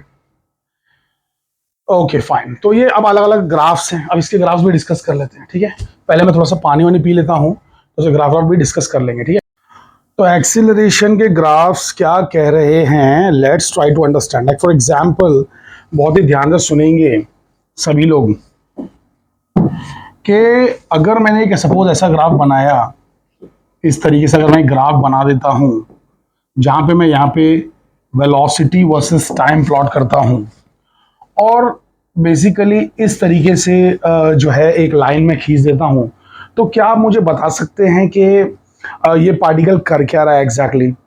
तो ये पार्टिकल जो है कांस्टेंट स्पीड से चल रहा है. क्या कर रहा है, कांस्टेंट स्पीड से चल रहा है. Same speed, constant speed, constant velocity भी कह सकते हैं, या फिर यूनिफॉर्म वेलोसिटी से भी चल रहा है. यूनिफॉर्म वेलोसिटी, तो v इज कांस्टेंट, और जब वेलोसिटी कांस्टेंट रहती है तो एक्सेलरेशन जीरो रहता है. बिकॉज एक्सेलरेशन क्या था, change in velocity per unit time. अरे लेकिन जब वेलोसिटी बदल ही नहीं रही है तो चेंज इन वेलोसिटी कितना आएगा, जीरो आएगा ना. तो चेंज इन वेलोसिटी जीरो है अपॉन टाइम इंटरवल, तो zero upon time interval gives you zero. ठीक है, समझ में आया. तो पार्टिकल जो है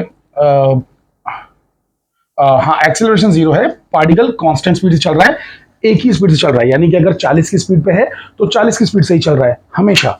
ठीक है. अच्छा, अगर मैं एक ऐसा ग्राफ बनाऊं, सपोज लाइक दिस, ये है वेलोसिटी, ये है टाइम, और इसी पे जमीन पर यहां पर मैं ऐसा वेलोसिटी का ग्राफ बना दूं यहीं पर, तो इसका तो ये मतलब हुआ ना कि पार्टिकल की वेलोसिटी हमेशा हमेशा के लिए जीरो है. वक्त बढ़ता जा रहा है लेकिन पार्टिकल की स्पीड ही बढ़ नहीं रही है, जीरो पे ही है, जीरो पे अटकी हुई है. कांस्टेंट स्पीड है, एक्सीलरेशन जीरो है लेकिन स्पीड भी जीरो है. कांस्टेंट स्पीड है, अरे जीरो स्पीड है ना भाई, तो वो भी कांस्टेंट स्पीड ही है. ठीक है, समझ में आ रहा है कि नहीं आ रहा है. तो बेसिकली जीरो स्पीड पे है पार्टिकल, तो जीरो स्पीड पे मतलब पार्टिकल इज एट रेस्ट. सो यहाँ पे आएगा वेलोसिटी जीरो, एक्सीलरेशन जीरो. यहाँ पे वेलोसिटी जीरो तो नहीं है, कुछ तो है वेलोसिटी 40 या 30 या 50, लेकिन एक्सीलरेशन जीरो है क्योंकि वेलोसिटी बदल नहीं रही है. ठीक है, यहाँ पे particle is at rest. Particle या ऑब्जेक्ट या बॉडी इज एट रेस्ट. खोपड़ी में बातें घुस रही हैं सभी के नहीं. अब आगे अगर मैं एक ऐसा ग्राफ बनाऊं, वेलोसिटी वर्सेस टाइम वाला, कुछ ऐसा ग्राफ, तो इसमें ये हो रहा है कि ना एक्सीलरेशन जो है वो यूनिफॉर्म है. अब एक्सीलरेशन जीरो नहीं है, क्यों, क्योंकि स्पीड इस वक्त स्पीड कुछ और है, फिर इस वक्त स्पीड कुछ और है, इस वक्त स्पीड कुछ और है, लेकिन यहां पे स्लोप निकाला और यहां पे स्लोप निकाला तो सेम ही आने वाला है. और उसका रीजन ये है बिकॉज इसकी स्लोप चेंज नहीं हो रही है, तो स्लोप इज फिक्स्ड. लिसन, और स्लोप ही वेलोसिटी है, स्लोप ही एक्सीलरेशन है. इसका स्लोप क्या है, एक्सीलरेशन है. Slope is acceleration. इसका स्लोप एक्सीलरेशन भला कैसे हो गया, अरे भैया याद करो, x वर्सेस t का जो ग्राफ था, x वर्सेस t का ग्राफ, उसका स्लोप लेते हैं तो वेलोसिटी आता है, लेकिन ये तो v वर्सेस t का ग्राफ है ना, तो इससे एक्सीलरेशन आएगा. ठीक है, एक्सीलरेशन आएगा. तो यहाँ पे अगर मैं स्लोप निकालने को जाऊं तो स्लोप मेरा क्या होगा, लिसन, दो v की वैल्यूज लेना पड़ेंगी और दो t की वैल्यूज लेना पड़ेंगी. सो this is t2, this is t1, this is v2, this is v1, है ना. तो अगर आप देखेंगे तो ये एक फिक्स्ड वैल्यू आने वाली है. सो slope is v2 minus v1 upon t2 minus t1, यानी कि delta v by delta t. ठीक है, तो इससे आपको एक्सीलरेशन ही मिलेगा ना मेरे भाई, और क्या मिलेगा. समझ पा रहे हैं हम लोग, इतनी बेसिक बात बच्चा लोग सभी लोग समझ पा रहे हैं. Good, fantastic. चलिए आगे बढ़ते हैं बेसिकली और चीजें समझने की कोशिश करते हैं. तो सभी लोग ध्यान देते रहिए. तो ये हो गया आपका यूनिफॉर्म एक्सेलरेशन. इसमें वेलोसिटी इज इंक्रीजिंग, इसमें वेलोसिटी बढ़ रही है लेकिन इक्वल मात्रा में बढ़ रही है, तो एक्सेलरेशन फिक्स है. जैसे डिस्टेंस जब इक्वल मात्रा में बढ़ता है डिस्टेंस, तो स्पीड फिक्स रहती है. जैसे कि हर एक सेकंड में 2-2 मीटर, हर एक सेकंड में 2-2 मीटर अगर चलोगे तो स्पीड फिक्स है. डिस्टेंस तो बढ़ रहा है लेकिन इक्वल मात्रा में बढ़ रहा है, तो स्पीड फिक्स है। लेकिन कभी ऐसा हो जाए कि पहले सेकंड में 2 मीटर चला, फिर दूसरे सेकंड में 3.5 मीटर चला, तीसरे सेकंड में 5.5 मीटर चला, चौथे सेकंड में 7 मीटर चला, तो फिर वेलोसिटी बढ़ रही है। समझ में आ रहा है? तो यहां पर वेलोसिटी बढ़ तो रही है लेकिन फिक्स मात्रा में बढ़ रही है। वी इज इंक्रीजिंग, वी बढ़ रहा है, तो basically increasing at constant rate, at constant rate, constant rate पे बढ़ रही है, constant rate, therefore acceleration is constant, acceleration constant है, वेलोसिटी बढ़ रही है। अब फाइनली एक ग्राफ ऐसा भी तो हो सकता है ना कि जिसके अंदर स्पीड पहले धीरे धीरे बढ़ी, फिर बढ़ती गई बढ़ती गई बढ़ती गई बढ़ती गई और बढ़ती गई।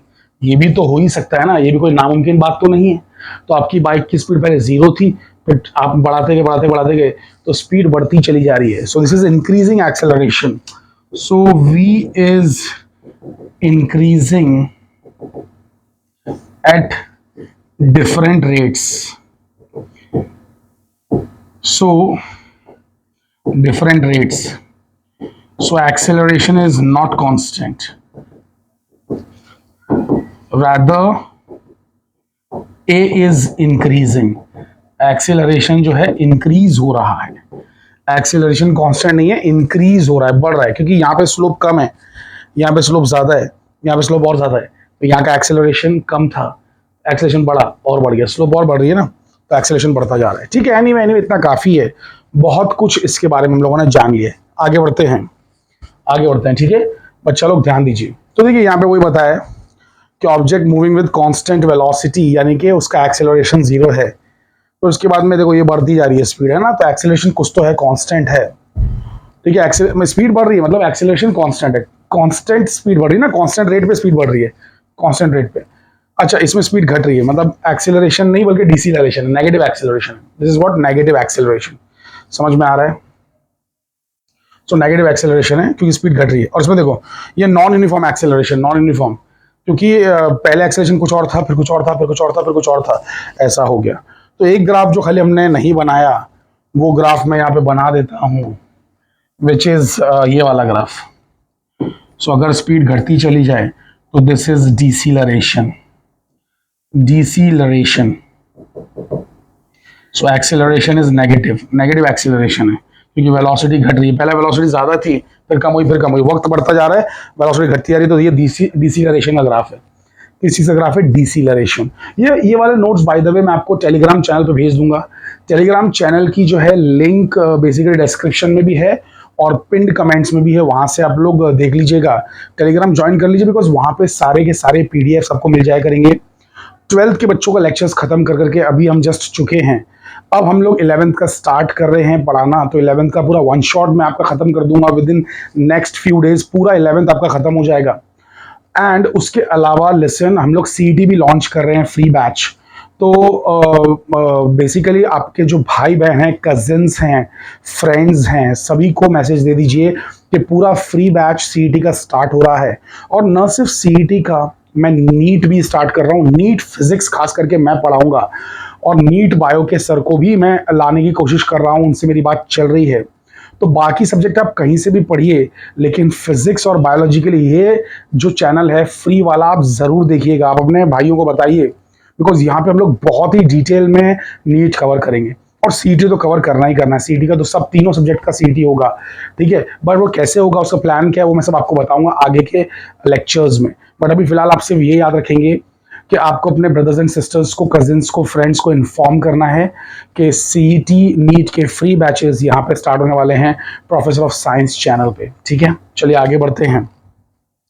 सो बेसिकली ये जो है v is increasing at different rate, so acceleration is not constant, यानी कि rather acceleration is what? Increasing, acceleration जो है बढ़ रहा है। ये भी हो गया, डिसीलरेशन भी हो गया, ये सारे ग्राफ्स हो गए। चलिए आगे बढ़ते हैं। सो अब इसमें आगे क्या है, आगे क्या है, लेट्स ट्राई टू अंडरस्टैंड। सो आगे देखते हैं और क्या है। ओके, सो अब यहाँ पे एक छोटी सी डेरिवेशन की गई है, बहुत ही मासूम और प्यारी सी, कि जो ये है, मतलब यानी कि आप लोगों ने काइनेमैटिकल इक्वेशंस का नाम तो सुना ही होगा ना, v equals to u plus a t, s equals to u t plus half a t square, है ना, ये सारी चीज़ों का नाम आप लोगों ने सुना होगा। तो वही चीज़ें यहाँ पे डिराइव करने की बिल्कुल कोशिश की गई है, प्रयास किया गया है, ठीक है। सो प्रयास किया गया है। सो लिसन, ग्राफिकल मेथड से यहाँ पे डिराइव किया गया। मैं यहाँ पे डायरेक्टली आपको दिखा रहा हूँ, ध्यान से देखिएगा ग्राफिकल मेथड से कैसे किया गया है। सो यहाँ पे ये तो एक ग्राफ बना है, ग्राफ, ठीक है। अब ग्राफ जो होता है ना, उसमें जो एक कर्व आता है, लाइन भी एक कर्व है, ठीक है। कर्व, कर्व मतलब सब कुछ, उसमें लाइन भी आ जाएगा। लाइन भी एक तरीके का कर्व है, स्ट्रेट कर्व है, बट है तो कर्व ही ना, बेसिकली लाइन भी एक कर्व है।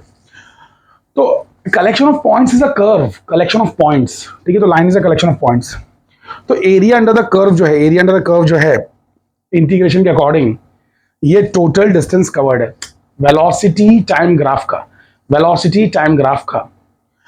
कर्व के नीचे का जो भी इलाका है वो डिस्प्लेसमेंट होता है, ठीक है, डिस्प्लेसमेंट होता है। वेलोसिटी टाइम ग्राफ में कर्व के नीचे का पूरा इलाका, पूरा एरिया डिस्प्लेसमेंट होता है, ठीक है। तो वही चीज तो यहां पे लिखी गई है, ध्यान दीजिए सभी लोग। ये देखिए, ये क्या है, u है। अरे भाई ये क्या है, u है। ये क्या है, t है। u इंटू टी करेंगे तो इसका एरिया मिल जाएगा। एरिया ही निकालना है ना भाई, तो एक एरिया तो ये मिल गया, ठीक है, एक एरिया u इंटू टी। और ये क्या हो जाएगा, half into base into height, इसका एरिया आ जाएगा, half into base into height. तो इसका जो बेस है, इसका जो बेस है वो क्या है, t है ना।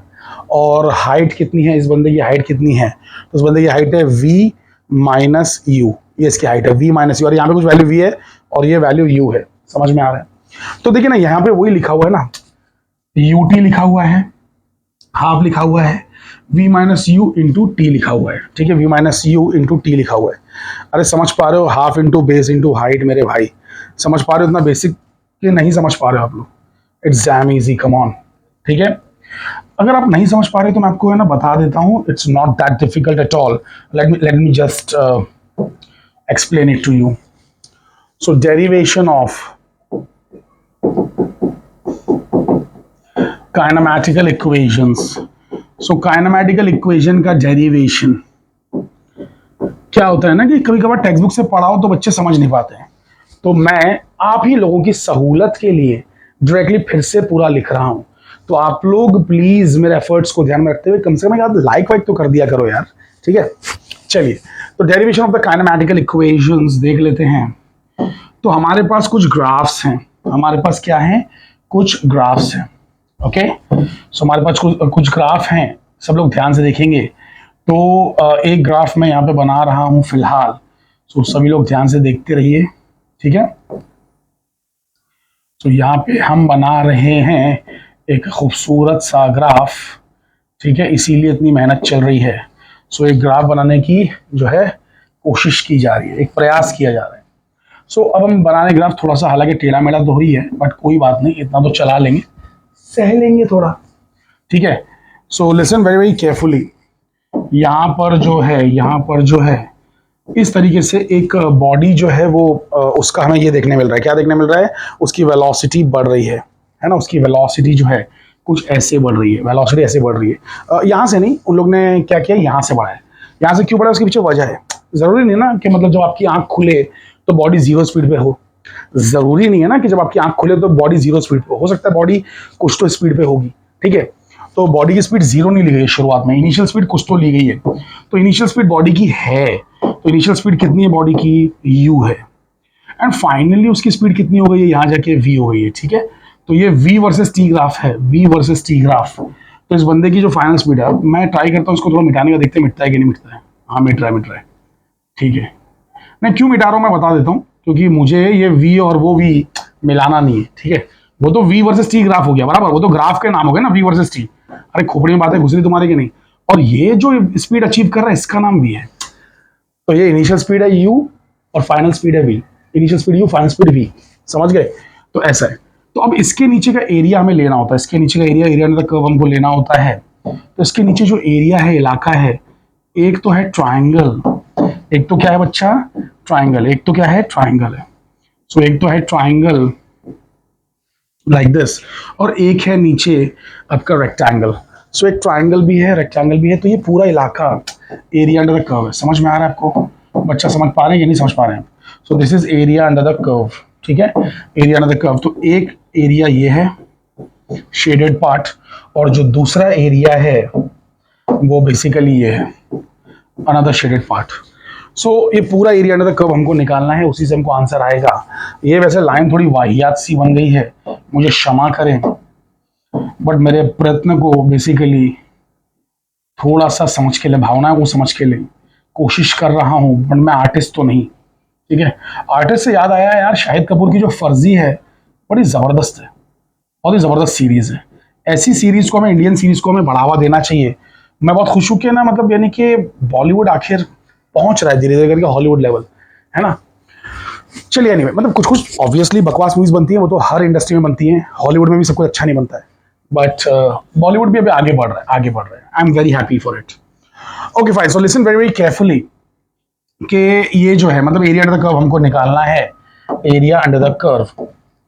सो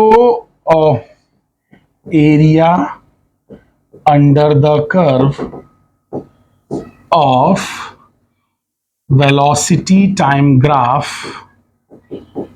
gives net या फिर total displacement of particle, total displacement of particle, particle का total displacement, ठीक है, particle total displacement। तो basically area under the curve कितना है? एरिया अंडर द कर्व है एरिया ऑफ ट्राइंगल, एक सेकेंड, थोड़ा खूबसूरत तरीके से लिखता हूं, area of rectangle plus area of triangle, area of triangle.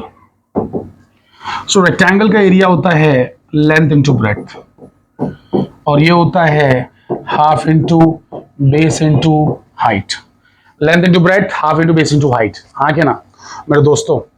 So length into breadth, तो इसकी लेंथ कितनी है भैया? कुछ तो टाइम टी है ना भाई, तो ये t माइनस जीरो लेंथ है, t minus zero is the length. अबे देखो यहां से यहां लेना है, ठीक है। सो t माइनस जीरो ये लेंथ है। ब्रेड्थ कितनी है इसकी? सो लेंथ ये हो गई, ब्रेड्थ हो गई ये ब्रेड्थ, तो it is u minus zero, u minus zero breadth है, प्लस अबे t माइनस जीरो लेंथ है, u माइनस जीरो ब्रेड्थ है। यहां आ जाओ, हाफ इंटू बेस, बेस बोले तो इसका बेस, ठीक है। तो ये कितना हो गया वापस से, बेस कितना हो गया? सेम है ना, t minus zero, T minus zero is the base. और हाइट कितना है? हाइट कितना है? सो हाइट है बेसिकली ये तो v माइनस यू, कितना? v minus you. समझ में आ रहा है कि नहीं? अरे करते कि नहीं सगड़े अन्ना। सो v माइनस यू, ठीक है, तो इतना है। तो बेसिकली बन क्या गया? ये एरिया अंडर द कर्व जो है ये हमारा डिस्प्लेसमेंट बन गया है ना।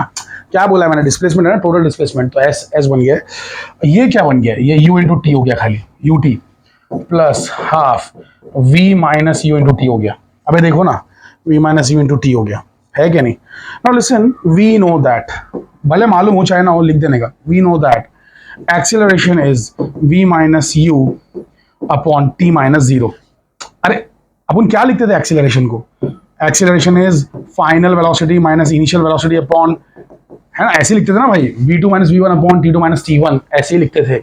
उसी का ये बन गया, ठीक है। वी नो दैट थोड़ा ऊपर ले लेता हूँ, अच्छा नहीं लग रहा है, तो वी नो दैट यहाँ आ जाएगा। वी नो दैट हमें मालूम है, क्या मालूम है? वी नो दैट एक्सीलरेशन का फॉर्मूला ये है। सो देयरफॉर इस ग्राफ के लिए फॉर्मूला ये है, इस ग्राफ के लिए कि t2 की जगह पे t आ जाएगा, t1 की जगह पे 0 आ जाएगा, v2 की जगह पे v आ जाएगा, v1 की जगह पे u आ जाएगा। तो ये है, तो acceleration is v minus u by t. So इसका तो यही मतलब हुआ कि v माइनस यू कुछ और नहीं बल्कि है at, ठीक है, at। तो यहां से लेके आपको यहां जाना है, ठीक है, यहां जाना है। सो ये आपका अभी जो चल रहा है, ठीक है, मैं अच्छे से लिखता हूं ताकि आप लोगों को कंफ्यूजन ना क्रिएट हो, कंफ्यूजन ना क्रिएट हो, ठीक है। तो वहां से घूम के आगे बढ़ के आपको यहां जाना है, तो यहां पे ये चल रहा है। So therefore s equals to ut तो था ही, हाफ at स्क्वायर हो गया। क्यों? क्योंकि v माइनस यू की जगह पे हमने लिख दिया at, ठीक है, तो ये हो गया। तो बेसिकली कवर्ड हो गया ना, एक डेरिवेशन हो गया। अरे खोपड़ी में बातें घुसी आप सभी के। ये काइनेमेटिकल इक्वेशंस में से एक इक्वेशन आ गई मेरे दोस्त, एक इक्वेशन आ गई, ठीक है, एक इक्वेशन हमें मिल चुकी है। चलिए अगली इक्वेशन लिखते हैं। अगली equation, we know that acceleration is v2 minus v1 upon t2 minus t1. So therefore for the above situation, ऊपर की सिचुएशन के अनुसार, above situation क्या हो जाएगा? Acceleration is v minus u upon t minus zero. So therefore acceleration क्या हो जाएगा, v minus u upon t. So ये हो जाएगा a t equals to v minus u और v equals to u plus a t. तो ये भी आ गया आपका काइनेमैटिकल इक्वेशन. अरे हाँ क्या ना मेरे दोस्त, आया कि नहीं आया? So this is also one of the kinematical equations. समझ में आ रहा है बेटा? अरे हाँ क्या ना मेरे भाई. आप लोग देखो ऐसे क्वेश्चन यूट्यूब पे हाफ एड स्क्वायर कैसे निकाला, खाली इस ग्राफ से निकाल लिया. ठीक है, इस ग्राफ से निकाल लिया. So that was dam easy. और देखो ये वाला कैसे निकाला, अरे लिखा है ना भाई ये देखो a equals to v minus u upon t minus zero, है ना. इससे आपने v equals to u plus a t निकाल लिया. अब आप ये कैसे निकालेंगे, लिसन लिसन लिसन. क्योंकि वेलोसिटी यूनिफॉर्मली बढ़ रही है, अरे भैया कांस्टेंट एक्सेलरेशन, तो वेलोसिटी क्योंकि यूनिफॉर्मली बढ़ रही है तो डिस्प्लेसमेंट कितना होगा, यूनिफॉर्म वेलोसिटी मतलब एवरेज वेलोसिटी इनटू टाइम. क्या होगा, एवरेज वेलोसिटी इनटू टाइम मेरे भाई. ठीक है, चलिए आइए लिख लेते हैं. तो basically as acceleration is constant, hence velocity is increasing uniformly. कैसा इंक्रीज हो रहा है बेटा, यूनिफॉर्मली इंक्रीज हो रहा है. इज इंक्रीजिंग यूनिफॉर्मली इंक्रीज हो रहा है. So therefore average, oh shit, average भी बड़ा घटिया तरीके से लिखा है मैंने.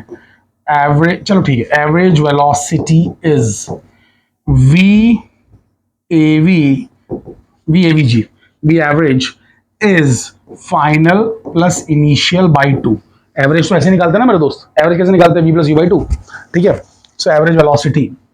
So therefore displacement distance will be average velocity into time. अरे बचपन से पढ़ रहे हो, distance is speed into time, distance is speed into time. तो यहीं पे खाली मैंने क्या चेंज कर दिया, डिस्टेंस के बदले बोल दिया displacement. So displacement is speed into time. ठीक है, average speed into time, so average velocity into time. ठीक है, so s is equals to v plus u by two into t. But acceleration होता है v minus u by t. So इसका मतलब तो ये हुआ कि t इक्वल्स टू क्या हो जाएगा, v माइनस यू बाई ए हो जाएगा, है ना. अरे भैया t क्या हो जाएगा, t को अगर उधर लेके गया मैं, t को उधर लेके गया तो v माइनस यू बाई ए हो जाएगा. खोपड़ी में बातें सभी के प्रवेश कर रही हैं बेटा मस्तिष्क में. v minus u by what, a. So therefore s equals to v plus u by two into v minus u by what, a, है ना. t की जगह पे आ गया ना मेरे भाई, t की जगह पे आ गया. तो अब यहाँ पर क्योंकि जगह नहीं बची है, let me take it here. So यहाँ पे सभी लोग ध्यान देंगे. ठीक है, ध्यान दीजिए सभी लोग. So listen very very carefully. ये हो जाएगा आपका s इक्वल्स टू, नीचे 2a आएगा.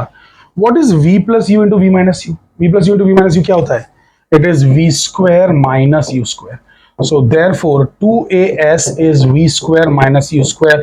Therefore v square equals to u square plus 2as. ये आ गई थर्ड काइनेमैटिकल इक्वेशन. अरे हाँ क्या ना मेरे दोस्त. सो तीनों काइनेमैटिकल इक्वेशंस हमने डिराइव कर ली. ठीक है, बहुत ही आसानी से. सो पहली वाली तो डायरेक्टली मतलब एक तो ग्राफ से ही आ गई डायरेक्टली, है ना, एक एक्सेलरेशन के फॉर्मूले से आ गई और एक एवरेज वेलोसिटी के कॉन्सेप्ट से आ गई. ठीक है, चलिए एनीवे सो आई होप कि सभी के भेजे में पूरी बातें घुस चुकी हैं. अब आगे बढ़ते हैं. मैंने आपको बहुत ही डिटेल में पूरा चैप्टर पढ़ा दिया है. ठीक है, हालांकि इतनी डिटेल्स बेसिकली एग्जाम के टाइम पे जरूरी नहीं होती हैं. रिलेटिव वेलोसिटी जो है एंट्रेंस के हिसाब से इंपॉर्टेंट है. एंट्रेंस को हम लोग एंट्रेंस के टाइम पे इसको करेंगे. ठीक है, यहाँ पे करने की इसको कोई आवश्यकता नहीं. तो ये आपका जो है बोर्ड्स में, मैं बोर्ड बोल रहा हूँ, मैं कॉलेज वाला एग्जाम जो है, मतलब यानी कि स्टेट बोर्ड वाला कॉलेज का जो एग्जाम है, उसमें आपको इतना इंपॉर्टेंट नहीं है. इसको हम लोग बाद में करेंगे, डोंट वरी. ठीक है, ये सब कॉन्सेप्ट्स बस जस्ट ओके हैं, कोई ज़्यादा खास नहीं है, इस पर ध्यान इतना नहीं देंगे. मेन आ जाएंगे असली चीज़ जो हम लोग शुरुआत से जिसके लिए बेसब्र होके बैठे हैं, जो क्या है प्रोजेक्टाइल मोशन. तो लिसन वेरी वेरी केयरफुली, बहुत ही ध्यान से सुनना. मैं आपको आज एक सवाल पूछ रहा हूँ, वो सवाल का जवाब मैं नहीं दूंगा बल्कि आप देंगे सवाल का जवाब. ये मैं सवाल का जवाब है ना डिटेल्ड लेक्चर्स में बहुत ही डिटेल में देता हूँ और इसमें लोगों को बहुत मजा आता है. लेकिन मजे करने का हमारे पास इस वक्त नहीं है, बिकॉज कॉलेज के एग्जाम्स आ रहे हैं और एक एक मिनट इंपॉर्टेंट है. तो सवाल सुन लीजिए, देखते हैं आप लोगों में से कितने लोग जवाब देते हैं। कमेंट सेक्शन में मुझे जवाब देने की कोशिश कीजिए। तो सवाल ये है कि अगर आप गाड़ी ड्राइव कर रहे हैं, अगर आप गाड़ी चला रहे हैं और बेसिकली गाड़ी चलाते चलाते आपके लेट्स से के अंदर खुजली आई, थोड़ी सी खुजली, और आपने जेब में से बॉल निकाला, एक टेनिस बॉल आपकी जेब में रखा हुआ था, आपने बाहर हाथ निकाला, किससे? खिड़की से बाहर, गाड़ी की जो खिड़की है उससे हाथ बाहर निकाला और ऊपर उछाल दिया, तो ये टेनिस बॉल कहाँ गिरेगा? ये टेनिस बॉल कहाँ गिरेगा? तो मतलब यानी कि हाथ के आगे जाके गिरेगा कि हाथ के पीछे जाके गिरेगा, क्या हाथ में ही गिर जाएगा? या फिर ऐसा हो जाएगा कि जहां छोड़ा था गिरेगा वहीं, गाड़ी बस आगे निकल जाएगी? तो क्या होगा? ये मैंने आपको 4 ऑप्शंस दे दिए, रिवाइंड करके फिर से 4 ऑप्शन सुन लीजिएगा और बेसिकली मुझे इसका जवाब आप लोग जो है कमेंट सेक्शन में दीजिएगा, तब जाके आएगा मजा। चलिए एनीवे, तो projectile motion, listen listen listen listen. तो यहाँ पे मैं इस पे ज्यादा टेक्स्ट बुक में टाइम वेस्ट नहीं करूंगा, फटाफट यहाँ से पढ़ा देता हूँ ताकि आप लोग को जरा भी देखो, सुनो, अगर आप लोग मेरी स्पीड कम लग रही है ना भाई, तो 2x का ऑप्शन YouTube ने दिया हुआ है। मैं YouTube वालों से रिक्वेस्ट करूंगा प्लीज यार 3x भी डाल दो। कुछ बच्चे बहुत ही ज्यादा इंटेलिजेंट होते हैं एंड वो 3x पे भी समझ सकते हैं चीजों को, ठीक है। चलिए एनीवे, सो ध्यान दीजिए ध्यान दीजिए ध्यान दीजिए, प्रोजेक्टाइल मोशन में करना क्या है। सो यहाँ पर आपके पास एक y एक्सिस है, एक x एक्सिस है, y और x। क्यों है y और x एक्सिस? बिकॉज ये प्रोजेक्टाइल मोशन है, 2 डायमेंशनल मोशन है, तो इसमें y और x दोनों एक्सिस लगेगा। अब एक एक्सिस से काम नहीं चलेगा। मैंने क्या किया, मैंने गोली चलाया, यहां से गोली चलाया, तो गोली जो है यहां से निकली और जाके यहां पर बेसिकली गिरी, ठीक है। तो ये जो लंबाई है, ये जो लंबाई है, जो डिस्टेंस कवर किया गया है, इसे हम कहते हैं रेंज ऑफ द मोशन। क्या कहते हैं? रेंज ऑफ द मोशन, इसे कहते हैं रेंज। इसे जो ये जो ऊंचाई है ना, इसे हम कहते हैं एच मैक्स। क्या कहते हैं? एच मैक्स, मैक्सिमम हाइट जो ये ऊंचा गया है, लास्ट जो हाइट गया है, इसे कहते हैं initial angle of projection. Initial angle of projection. और बेसिकली बस बस बस बस और कुछ तो खास है नहीं। हाँ, और ये इनिशियल वेलोसिटी ऑफ प्रोजेक्शन है ना, इनिशियल जो स्पीड दी गई, इनिशियल वेलोसिटी, वो ये चीज़ है, ठीक है। एंड पूरा जो वक्त लग रहा है होने में, उसे कहते हैं टाइम ऑफ फ्लाइट। तो मैं यहाँ पे लिख देता हूँ टी क्या है? टाइम ऑफ फ्लाइट, जबकि यहाँ पे दिख नहीं रहा T, so time of flight है। अरे टाइम कैसे दिखेगा? सो टाइम ऑफ फ्लाइट, फिर आर जो है रेंज, ठीक है, फिर एच मैक्स जो है मैक्सिमम हाइट, ठीक है। अरे टाइम ऑफ फ्लाइट का मतलब था उड़ान का टाइम, उड़ान का कितनी देर उड़ रहा है हवा में, और फिर उसके बाद यू इनिशियल वेलोसिटी, और theta initial angle. Initial angle note, ignore air resistance. Air resistance लेना ही नहीं है इसमें, सिर्फ और सिर्फ ग्रेविटी लेना है, ठीक है, सिर्फ ग्रेविटी लेना है। Only one force is there which is gravity. Gravity के अलावा किसी भी फोर्स को नहीं लेना है। समझ में आया बच्चा लोग? ठीक है, चलिए तो अब आइए फटाफट फटाफट इसकी इक्वेशन लिखते हैं। लिसन लिसन लिसन, हम लोग को मालूम है कि ये जो वेलोसिटी है इसे 2 टुकड़ों में तोड़ा जा सकता है। कितने टुकड़ों में? 2 टुकड़ों में तोड़ा जा सकता है। तो इसका जो एक टुकड़ा है वो यहाँ पर है, जिसका नाम है ux टुकड़ा, x में टुकड़ा है ना, और एक y में टुकड़ा है, इसका नाम है ui टुकड़ा। u is made up of ux and ui, और ux कुछ और नहीं बल्कि u cos थीटा है। ये बात से तो आप लोग भली भांति परिचित हैं। And this is u sin theta. अरे मेरे दोस्त, तुम लोग ही तो बोलते हो ना बार बार यार कि अगर एक ऐसा वेक्टर है तो x एक्सिस में जो उसका पार्ट है let's say u cos theta है और y एक्सिस में u sin थीटा है। अरे भैया जहां थीटा रहता है, थीटा थीटा इधर है, तो ये u cos थीटा हो गया ना भाई, और ये हो गया u sin थीटा। अरे भाई समझ में आ रही है मेरी बात है आप लोगों को कि नहीं समझ में आ रही है? So it is damn easy. तो एक है u cos थीटा, एक है u sin थीटा। तो u cos theta, u sin theta, ठीक है, समझ में आया मेरे दोस्त? अब एक बात याद रखना, u sin theta changes because of gravitational force. Gravitational force which is in minus y direction. Gravitational force कहाँ है? नीचे है, नीचे माइनस वाई डायरेक्शन में, समझ गए? But but but but but but u cos theta is always constant. ये कभी नहीं बदलेगा through out the motion. Always constant through out the motion, पूरे मोशन के दौरान कभी भी नहीं बदलेगा। u cos थीटा कभी चेंज ही नहीं होगा, तुम चाहे कहीं भी पहुंच जाओ। तुम अगर यहां भी पहुंच जाते हो तो कोई फर्क नहीं पड़ेगा। इसको लिसन वेरी केयरफुली, यहां भी पहुंच गए तो बेसिकली ये एक सेकंड ना, मैं थोड़ा बनाने में त्रुटि कर रहा हूं। त्रुटि म्हणजे मिस्टेक, संस्कृत वर्ड है। ये हो गया u cos थीटा। तो जो u cos थीटा यहाँ था ना, एग्जैक्टली उतना ही है, मैं बराबर बना नहीं पाया। हाँ, u sin थीटा घट चुका है। जैसे जैसे आप ऊपर जाते जाओगे ना तो u sin थीटा छोटा होता जाएगा। क्यों? क्योंकि ग्रेविटी उसे कमजोर कर रही है। सो u sin थीटा, अब u sin थीटा बचा ही नहीं है, बल्कि वो u dash sin theta dash हो गया है। एंगल भी बदल गया है, स्पीड भी बदल गई है। ठीक है, जब यहां पहुंचोगे तो पूरा खत्म हो चुका है u sin थीटा, सिर्फ और सिर्फ u cos थीटा बचा है, वो भी as it is. u sin theta 0 हो चुका है। जब तुम यहां पहुंचोगे तो बेसिकली जो ये है u cos थीटा, वो तो ऐसी का ऐसी रहेगा। u sin थीटा बढ़ने लगा है, और फाइनली जब तुम यहां पहुंचोगे तो u sin थीटा इतना ही बड़ा हो जाएगा एग्जैक्टली। ठीक है, और u cos थीटा उतना ही रहेगा। लेकिन प्रॉब्लम क्या है, एक बार हिट कर देना ग्राउंड पे, उसके बाद से इससे हमें कोई लेना देना नहीं है, प्रोजेक्टाइल मोशन खत्म। एक बार ग्राउंड को टच हो गया ना, उसके आगे जो भी हो रहा है वो प्रोजेक्टाइल मोशन नहीं है। तो यही आखिरी पॉइंट है, इसी को हम लोग कहते हैं रेंज, लास्ट लिमिट। ठीक है, तो प्रोजेक्टाइल मोशन सिर्फ यहां से यहां तक है, इसके आगे प्रोजेक्टाइल मोशन नहीं है। ठीक है, तो अब हम करने क्या वाले हैं, ध्यान से देख लीजिएगा। तो हम इक्वेशन बनाने वाले हैं, सुनिए। इन x डायरेक्शन में जब हैं तो distance x covered by projectile is, projectile कितना डिस्टेंस कवर कर रहा है वो देखते हैं। Distance covered bye projectile is कितना है डिस्टेंस, तो डिस्टेंस जो कवर कर रहा है प्रोजेक्टाइल x डायरेक्शन में वो है x is equals to ux थी। अरे भैया ये तो बचकानी बात है ना मेरे भाई। x डायरेक्शन में जो है वो क्या है, distance is speed into time. Distance is speed into time, समझ गए। तो basically x is equals to u cos theta into t. ये हो गया, x क्या हो गया, u cos theta into t. ठीक है, इसे याद रखेंगे। सो t का अगर वैल्यू निकालना होगा तो x by u cos theta आ जाएगा। अच्छा लिसन, मैंने t की वैल्यू क्यों निकाला वो भी बता देता हूं आपको, बहुत ही ध्यान से सुनना और समझना। लिसन, जितना टाइम में ये यहां से यहां जा रहा है उतना ही टाइम में तो ये ऊपर नीचे कर रहा है ना, तो टाइम दोनों का बराबर है। इधर चलने का जो टाइम है उसी वक्त में ऐसा भी हो रहा है ना, ऊपर नीचे भी तो हो रहा है। अबे पार्टिकल ना सिर्फ आगे चल रहा है, ऊपर भी चल रहा है। तो पार्टिकल आगे भी जा रहा है, ऊपर भी जा रहा है, आगे भी जा रहा है, ऊपर भी जा रहा है, फिर आगे भी जा रहा है, नीचे भी जा रहा है, आगे भी जा रहा है, नीचे भी जा रहा है। तो भैया उसी टाइम में सब कुछ हो रहा है ना, तो दोनों का टाइम सेम है, इसलिए मैंने टाइम का जानबूझ के इक्वेशन बनाया है। ठीक है, अब सुनिए, ये तो एक्स डायरेक्शन था। Are you guys understanding it? In y direction में जो डिस्टेंस कवर्ड रहेगा या डिस्प्लेसमेंट रहेगा, डिस्प्लेसमेंट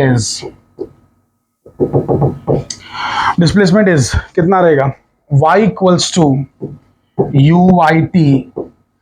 क्योंकि ये क्या था, distance is speed into time, ये भी है distance is speed into time. लेकिन यहां गलती मत कर बैठना, वरना रो के बोलोगे दिल गलती कर बैठा है। अबे अकल के पुतलो, मेरे प्यारे प्यारे बच्चों, एक्स डायरेक्शन में जब चल रहे हो तो तुम्हें रोकने वाला कोई नहीं है, कोई फोर्स नहीं है। लेकिन वाई डायरेक्शन में जब चलोगे तो तुम्हारे पीछे पड़ी हुई है ग्रेविटी। तो सिर्फ इतना फॉर्मूला नहीं रहेगा, distance is speed into time गलत फॉर्मूला है, आधा फॉर्मूला है, अधूरा फॉर्मूला है। ये सिर्फ तब काम करता है जब कोई और फोर्स ना हो। तो बेसिकली अब तो फोर्स है, तो यहां पर आपको मालूम है क्या लिखना होगा, आपको हाफ AYT स्क्वायर। इसीलिए तो वो फॉर्मूला बना है S equals to UT plus half AT square, S equals to UT plus half AT square. समझ में आया? तो वाई डायरेक्शन का एक्सेलरेशन, वाई डायरेक्शन की स्पीड, सब कुछ आपको लेना होगा। तो ये वाई डायरेक्शन में, ठीक है। So y is equals to UI कितना है, u sin थीटा। अरे भैया इधर ही लिखा हुआ है, देख लो, u sin थीटा। और t कितना है, अरे ये t कितना है, x by u cos theta, x by u cos theta. So x by u cos theta minus half g x by u cos theta का स्क्वायर। तो यहाँ पे t स्क्वायर था, तो t की जब x by u cos theta डाल दिया और स्क्वायर हो गया। आप बोलेंगे सर ये माइनस कहाँ से आ गया, यहाँ तो माइनस नहीं था। अरे भैया ay क्या है, एक्सीलरेशन कितना है, माइनस जी, नीचे की तरफ g है ना, तो माइनस जी एक्सीलरेशन। अरे खोपड़ी में बात है घुसी सभी ये, तो माइनस जी है, ठीक है। तो ये आया, समझ पा रहे हैं बेटा? अब यहाँ पे क्या करेंगे, जो कि हम लोग हमेशा करते हैं, काटना पसंद करते हैं, ठीक है।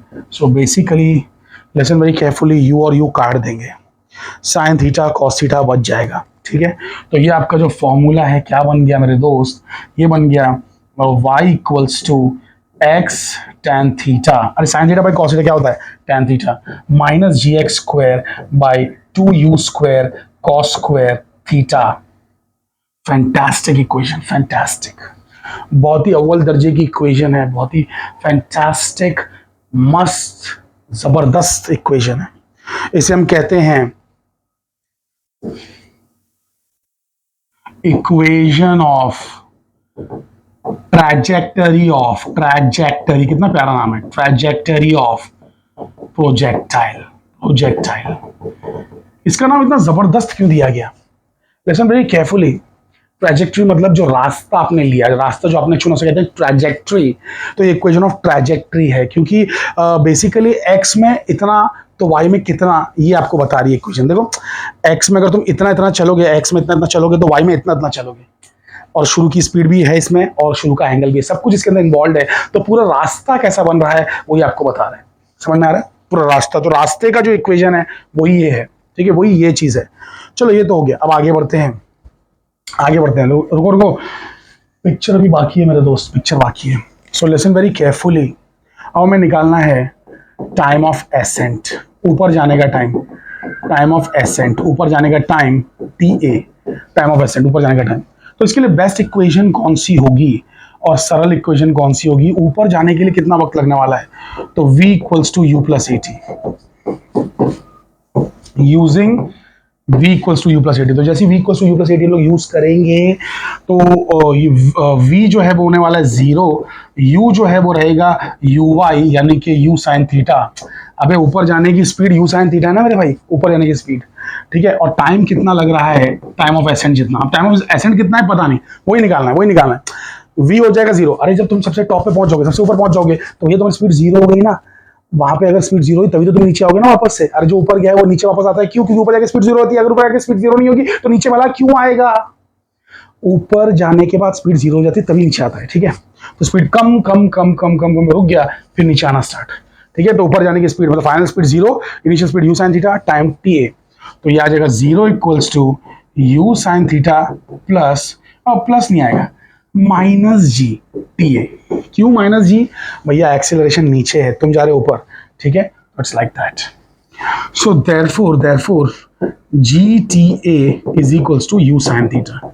समझ गए, जी टी ए क्या बन गया, u sin theta. So t a बन गया आपका u sin theta by g, that's it. ये टाइम ऑफ एसेंट है, ऊपर जाने का टाइम। अब टाइम ऑफ फ्लाइट निकालते हैं, क्या निकालते हैं, टाइम ऑफ फ्लाइट, ऊपर जाने नहीं, पूरा रास्ते का time, time of flight. Time of flight निकालेंगे, पूरा टाइम निकालेंगे मेरे दोस्त, पूरा टाइम निकालेंगे टाइम ऑफ फ्लाइट। कैसे निकालेंगे ध्यान से देखिए। सो टाइम ऑफ फ्लाइट निकाल रहे हैं। So using s equals to u t plus half a t square, और इसको लिखेंगे s y u y a y. क्यों लिखेंगे, क्योंकि वाई डायरेक्शन में मोशन हो रहा है ना, मतलब वाई और एक्स दोनों में हो रहा है, बराबर है, ऊपर भी जा रहा है आगे भी जा रहा है, लेकिन ये इक्वेशन सबसे बेस्ट है, मस्त है। तो जब टाइम हो जाएगा टाइम ऑफ फ्लाइट जितना, मतलब जब वक्त गुजर के टाइम ऑफ फ्लाइट जितना बड़ा हो जाएगा, अरे यानी कि तुम यहां से वहां पहुंच जाओगे तो पूरा टाइम जो है टाइम ऑफ फ्लाइट जितना हो जाएगा, तब डिस्प्लेसमेंट जो है वाई डायरेक्शन का 0 हो जाएगा। अरे भैया तुम ऊपर गए और फिर नीचे आ गए, कब, जब तुम यहां से वहां गए, तुम यहां से जब वहां गए तो ऊपर और नीचे आ गए, समझ में आया। तो 0 हो गया। यू वाई जो है, यू वाई वो आपका यू साइन थीटा ही है, और ए वाई तो आपको मालूम ही है माइनस जी है, दैट्स इट। तो जैसे सब्स्टिट्यूट करेंगे तो हमें क्या मिलेगा, 0 equals to 0 equals to u sine theta into time of flight minus half g time of flight का स्क्वायर। सो इसको इधर लेके आ जाएंगे तो ये बन जाएगा half g t square equals to u sine theta into t, एक टी और एक t cancel, so t equals to 2u sine theta by g, so 2u sine theta by g, ठीक है। सो ये हो गया टाइम ऑफ फ्लाइट। अब time of descent, time of descent नीचे आने का टाइम खाली निकालना है, time of descent t d. So यहाँ पे आप लिखेंगे we know that time of flight is time of ascent plus time of descent. ऊपर जाने और नीचे आने के टाइम को तो टाइम ऑफ फ्लाइट बोलते हैं ना मिला के। So therefore time of descent जो हो जाएगा वो कितना हो जाएगा, time of flight minus time of ascent, यानी कि 2u sine theta by g minus u sine theta by g equal to आ जाएगा time of descent which is u sine theta by g. तो जितना वक्त ऊपर जाने में लगता है उतना ही वक्त एग्जैक्टली नीचे आने में लगता है। इस बात को आप अप्रिशिएट कर लीजिए। तो आप लोग आज तक गलत सोचते आए थे कि ऊपर जाने के लिए अलग टाइम लगता है, बॉल को फेंका तो ऊपर, कैच कैच खेला तो आसमान में फेंक के, बॉल को जितना टाइम ऊपर जाने को लगता है एग्जैक्टली उतना टाइम नीचे आने को लगता है, एग्जैक्टली एग्जैक्टली। ठीक है, तो बेसिकली बस इस बात को याद रखेंगे। So time of ascent time of descent exactly same आया, और इन दोनों को ऐड कर दोगे तो 2u sin theta by g time of flight आ जाएगा। चलिए चलिए चलिए, अगला अगला अगला फटाक से अगला वाला देख लेते हैं, जल्दी देखिए। सो अगला वाला, तो यहाँ पे अभी हम लोग देख रहे हैं रेंज का फॉर्मूला। सो रेंज का फॉर्मूला निकाल रहे हैं। क्या निकाल रहे हैं? रेंज का फॉर्मूला निकाल रहे हैं। So listen very very carefully, सब लोग ध्यान देंगे रेंज के फॉर्मूले पे। सो रेंज के लिए हम लोग क्या करने वाले हैं, ध्यान दीजिए please. So y equals to, हमारे पास क्या था, x tan theta minus g x square by 2u square cos square theta. ठीक है, सो अब रेंज का फॉर्मूला यहीं से निकालेंगे। सो रेंज जब खत्म हो जाता है तो व्हेन रेंज इज कंप्लीटेड, तो तुम रेंज जब कंप्लीट कर दोगे यहां से वहां पहुंच जाओगे, तो y equals to 0, x distance जो है, x डिस्टेंस तुम्हारा रेंज बराबर हो जाएगा, और बस बाकी सब तो चीज़ें वैसी की वैसी हैं। हाँ, और रेंज में अपने को क्या चाहिए मालूम है, कुछ और नहीं चाहिए, बस बस काफ़ी है। सब कुछ हो गया, सब कुछ परफेक्ट है। सो डाल दो इसके अंदर, तो ये क्या हो जाएगा, 0 equals to r tan theta minus g r square by 2u square cos square theta. Perfect, उसको इधर ले आओ। So g r square by 2u square cos square theta equal to r tan theta. So एक r cancel हो गया। ठीक है, तो अब r जो बचा इधर वो क्या हो जाएगा, सुनना, tan थीटा का बन जाएगा sin theta by cos theta. ठीक है, ये हो गया tan थीटा। अब ये चीज उधर चली जाएगी, तो 2u square cos square theta. ठीक है, और नीचे जी आ जाएगा, जी। अब एक कॉस थीटा इस कॉस थीटा के साथ कैंसिल हो जाएगा, हाँ कहना। अब ये बन जाएगा r is equals to 2u square, एक सेकंड ना, मैं u को अलग लिख देता हूं, 2 sine theta cos theta u square by g. ध्यान से देखो, 2 sine theta cos theta sine theta cos theta, u square g. ठीक है, तो ऐसा हो जाएगा। So r is equals to u square sine 2 theta by g. खोपड़ी में बातें घुसी, u square sine 2 theta by g. ठीक है, क्योंकि 2 साइन थीटा कॉस थीटा का फॉर्मूला है, अबे ट्रिग्नोमेट्री का फॉर्मूला है मेरे दोस्त, ट्रिग्नोमेट्री का फॉर्मूला है 2 sine theta cos theta is sine 2 theta. समझ गए? So for maximum range maximum करने के लिए साइन 2 थीटा को मैक्सिमम होना होगा, यानी कि 1 होना होगा। सो देयरफॉर 2 थीटा को 90 डिग्री होना होगा, यानी कि थीटा को 45 डिग्री होना होगा। That's it. So maximum range अगर चाहिए, यानी कि जब तुम थ्रो करते हो ना, अबे जब तुम लोग बेसिकली कैच खेलते हो या फिर क्रिकेट खेलते हो, तो जो थ्रो करते हो अगर 45 डिग्री पे करोगे तो उतनी ही ताकत से सबसे दूर जाएगा। वही ताकत लगा के अगर तुमने कोई और एंगल पे फेंका ना, तो थोड़ा कम दूर जाएगा। समझ में आया? तो मैक्सिमम रेंज का भी फॉर्मूला मिल गया। चलो दैट्स इट। अब आगे का देख लेते हैं। ये पूरे नोट्स मिल जाएंगे, डोंट वरी, पूरे नोट्स मिल जाएंगे आपको। सो टेलीग्राम चैनल हम लोग ने बनाया इसलिए ताकि आपको नोट्स पूरे मिल सके। चलिए, सो ध्यान दीजिए। फाइनली मैक्सिमम हाइट निकाल रहा हूँ। Maximum height, time of flight हो गया, रेंज हो गया, ट्रैजेक्टरी हो गया, अब निकालेंगे सिर्फ मैक्सिमम हाइट। तो मैक्सिमम हाइट का जो फॉर्मूला है बेटा, ध्यान देंगे सभी लोग। तो हम लोग यूज करेंगे v square equals to u square plus 2as। Using v square equals to u square plus 2as, तो वेलोसिटी ऊपर जाने के बाद कितनी हो जाती है, 0, और इनिशियल वेलोसिटी कितनी है तुम्हारी, u साइन थीटा। एक्सेलरेशन कितना है, -g, तो माइनस इधर लिख दिया। और लास्ट तुम कहाँ जा रहे हो, डिस्प्लेसमेंट कितना है, h मैक्स है। सो h मैक्स, ठीक है। सो बेसिकली अब इसको इधर ले आओ, तो 2g h max equals to u square sine square theta.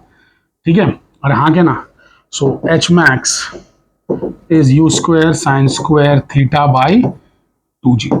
That's it. इन डेरिवेशंस को एक एक बार प्रैक्टिस करके एग्जाम में जाना, वरना समझ में नहीं आएगा, ठीक है। That's it. अरे खोपड़ी बात है घुसी बच्चा लोग के नहीं, तो बहुत ही सिंपल था, ये हो गया एच मैक्स, बस that's it. Okay okay okay. अब क्या करना है, अब देखना है आखिरी पार्ट इस चैप्टर का, जो क्या है सर्क्यूलर मोशन। सर्क्यूलर मोशन, ठीक है, सर्क्यूलर मोशन देखना, क्या देखना है, सर्क्यूलर मोशन, ध्यान से देखेंगे। सर्क्यूलर मोशन,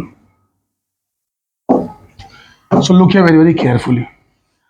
यहां पर है आपका y एक्सिस, ये है x एक्सिस, और सर्कल में अगर कोई चीज घूम रही है, सर्कल में अगर कुछ घूम रहा है, सर्कल में अगर कुछ घूम रहा है, तो पार्टिकल जो है, पार्टिकल वो यहां कहीं है।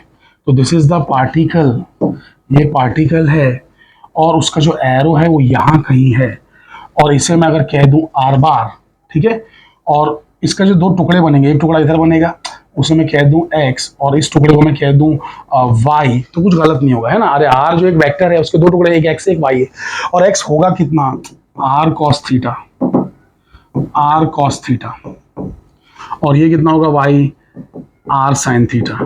खोपड़ी बातें घुस रही है आप सभी के। सो x is r cos theta, y is r sin theta, और ये पार्टिकल जो है इधर घूम रहा है विद वेलोसिटी v, ठीक है, विद वेलोसिटी v। अरे पार्टिकल इधर तो घूमेगा ना भाई, तो ये जो r है रेडियस वेक्टर, ये भी गोल गोल घूमते जाएगा, ठीक है, और r की वैल्यू कितनी है, r cos थीटा, ये r sin थीटा। कैसे, क्योंकि ये एंगल थीटा है, ठीक है, तो r cos theta, r sin theta. समझ में आया बच्चा लोग, बहुत ही बचकाना है, ठीक है। Okay fine, okay okay okay. तो r is nothing but x i cap plus y j cap. ये बात से तो आप लोग भली भांति परिचित हैं कि r x डायरेक्शन में, मतलब x डायरेक्शन में, और x डायरेक्शन में या i डायरेक्शन में x है, j डायरेक्शन में y है, i डायरेक्शन में x, j डायरेक्शन में y, इसको बोलते हैं i डायरेक्शन, इसको बोलते हैं j डायरेक्शन, ठीक है। सो r इक्वल्स टू, ये आ जाएगा r cos theta i cap plus r sin theta j cap. अब ध्यान से सुनना, जब पार्टिकल गोल घूमता है तो गोल घूमने की कुछ तो स्पीड होगी, तो गोल घूमने की स्पीड है ओमेगा, एंगुलर स्पीड ओमेगा है, ठीक है, ओमेगा। तो लिसन, वी नो दैट, या फिर एक काम करेगा, वी नो दैट मत लिखो, डायग्राम के बाजू में चुपचाप लिख देना कि omega is theta by t, so theta is omega T, ठीक है। ओमेगा क्या होता है, एंगुलर वेलोसिटी, एंगुलर वेलोसिटी कितना होता है, एंगुलर डिस्प्लेसमेंट अपॉन टाइम। अरे एंगुलर वेलोसिटी क्या होगा, angular displacement upon time, so theta is omega t. तो आर बार आ जाएगा आपका r cos omega t i cap, r sine omega t j cap. समझ गए, ये तो आर हो गया, ये तो आर की इक्वेशन है, इक्वेशन नंबर 1। अब v, so v equals to d r by d t. कैसे, ये कैसे आ गया भाई, सुनो, स्पीड का मतलब क्या है, some how fast the particle is moving, है ना, पार्टिकल कितना तेज मूव हो रहा है। अरे वेलोसिटी क्या होती है कि पार्टिकल कितना तेज मूव हो रहा है पर यूनिट टाइम, पार्टिकल कितना तेज मूव हो रहा है पर यूनिट टाइम से कहते हैं वेलोसिटी। तो बेसिकली v होगा D r by d T. तो अरे ये r तो उतना तेज ही बदलेगा ना जितना तेज पार्टिकल चलेगा, तो इसलिए D r by d T.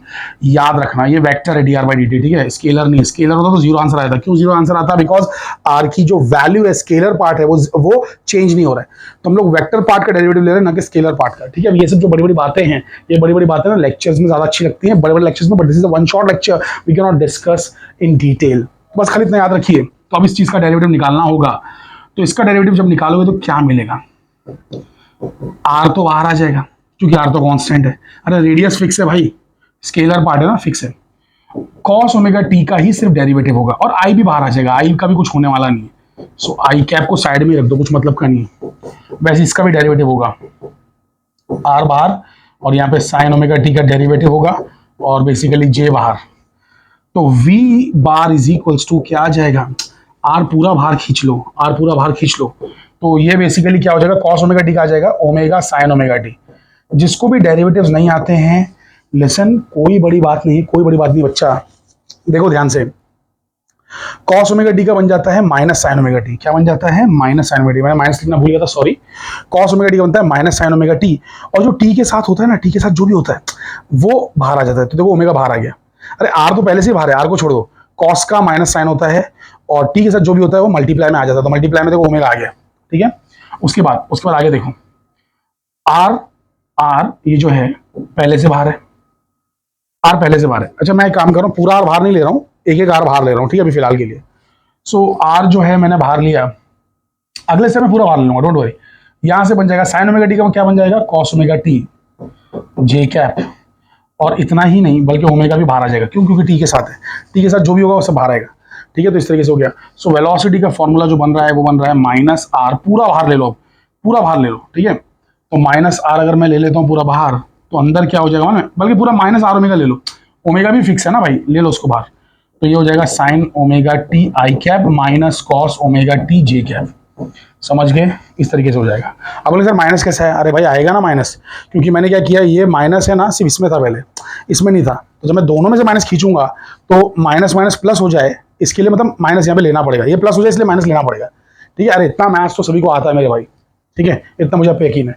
अब एक्सीलरेशन निकालना है। अच्छा वेलोसिटी का इक्वेशन आ गया, इक्वेशन 2 है। सो एक्सीलरेशन निकालना है तो वो होता है rate of change of velocity d by d t. So a equals to क्या हो जाएगा, एक्सीलरेशन होता है डी बाई डी टी, ठीक है। तो ये हो जाएगा आपका D by d t of ये पूरी चीज है ना, इसका डेरिवेटिव, इसका डेरिवेटिव। वैसे माइनस आर ओमेगा को साइड में ले सकते हैं, तो माइनस आर ओमेगा साइड में ही है, उसको भगा दो, साइड में भगा दो, माइनस आर ओमेगा को साइड में भगा दो। रुको मुझे जगह जरा बड़ी चाहिए, जगह जरा ज्यादा चाहिए, जगह मुझे थोड़ी ज्यादा चाहिए, ठीक है। So a equals to minus r omega को पूरा बाहर भगा दो, पूरा बाहर। अब इन दोनों का डेरिवेटिव ले लो टाइम के हिसाब से। So d by d t of sine omega t i cap minus d by d t of cos omega t j cap. समझ में आई बातें, good. So a equals to minus r omega, sine omega t का जो derivative है cos omega T आता है, अभी थोड़ी देर पहले बताया था, और ओमेगा भी बाहर आता है, तो omega cos omega t i cap, ठीक है। और यहां पर कॉस का कितना क्या आता है, माइनस साइन आता है, कॉस में क्या आता है बेटा, माइनस साइन आता है, तो वो माइनस और माइनस प्लस हो जाएगा, तो प्लस साइन ओमेगा टी तो आएगा, बट साथ में ओमेगा भी आएगा, ठीक है, और जे कैप, दैट्स इट। तो अब इसको अगर मैं शराफत से और लिखूं, सो ए इक्वल्स टू क्या हो जाएगा, ध्यान से देखना, minus r omega square, omega दोनों का बाहर आ गया, so minus r omega square, या फिर थोड़ा और खूबसूरत तरीके लिखता हूँ, ओमेगा स्क्वायर आर, ठीक है। अंदर बचेगा cos omega t i cap plus sign omega t j cap, सिर्फ इतना बचेगा, ठीक है। Cos omega t i cap plus sign omega t j cap. अरे भाई दिख रहा है कि नहीं दिख रहा है, नहीं दिख रहा तो मैं नीचे अच्छे से लिखता हूँ, रुको। Cos omega t i cap plus sign omega t j cap, ठीक है। अगर इसको ध्यान से देखोगे, इसको अगर ध्यान से देखोगे तो तुम्हें क्या मिल रहा है मालूम है, लिसन लिसन लिसन, इधर ध्यान से देखो, किधर गया ये किधर गया, देखो आर की शक्ल देखो, आर की शक्ल देखो, आर क्या था, आर आर बार क्या था, r cos omega t i cap plus r cos omega t j cap. तो ये आर को ले लोगे अंदर अगर, तो r cos omega t i cap, r sine omega t j cap, समझ गए। अरे वही है ना, r cos omega t i cap r sine omega t j cap, तो बिल्कुल सेम चीज है। तो basically a equals to minus omega square are bar.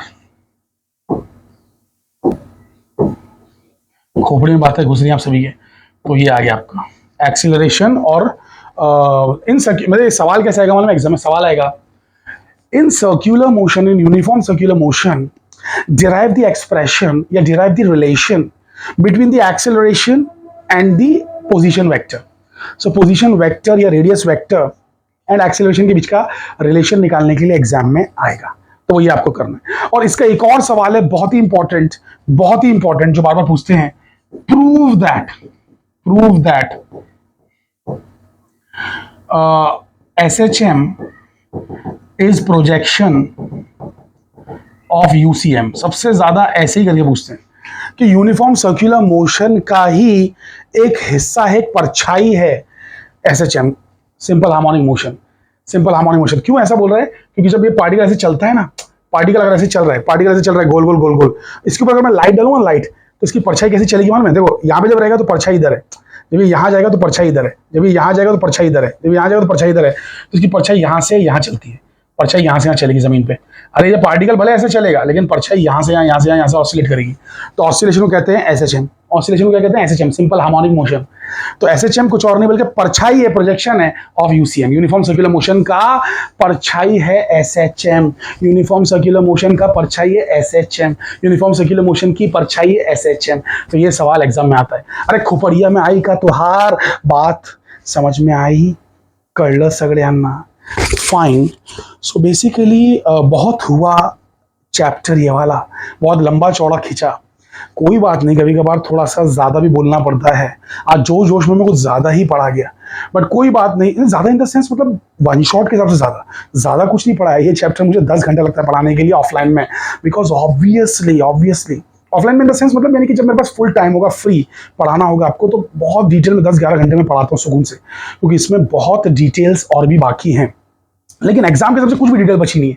Exam के हिसाब से पूरी डिटेल्स आपको मिल चुकी है। हाँ, लेकिन इसमें मजेदार चीजें सब कुछ मिला के जब पढ़ाया जाएगा तो ये बहुत लंबा होता है। बट एनीवे ये एग्जाम के हिसाब से बिल्कुल परफेक्ट वीडियो है, पूरा स्टार्ट टू एंड। अगर आपने देख लिया तो आपको एग्जाम में बहुत ही बेहतरीन मार्क्स मिलेंगे। सो अगर आपको ये पसंद आया तो प्लीज अपने दोस्तों के साथ शेयर जरूर कीजिए और हमारी टेलीग्राम लिंक ज्वाइन कीजिए। So thank you very much everyone. शुभ रात्रि, शब्बा खैर एंड सायोनारा। ठीक है, let me take my magic wand out and let me stop this.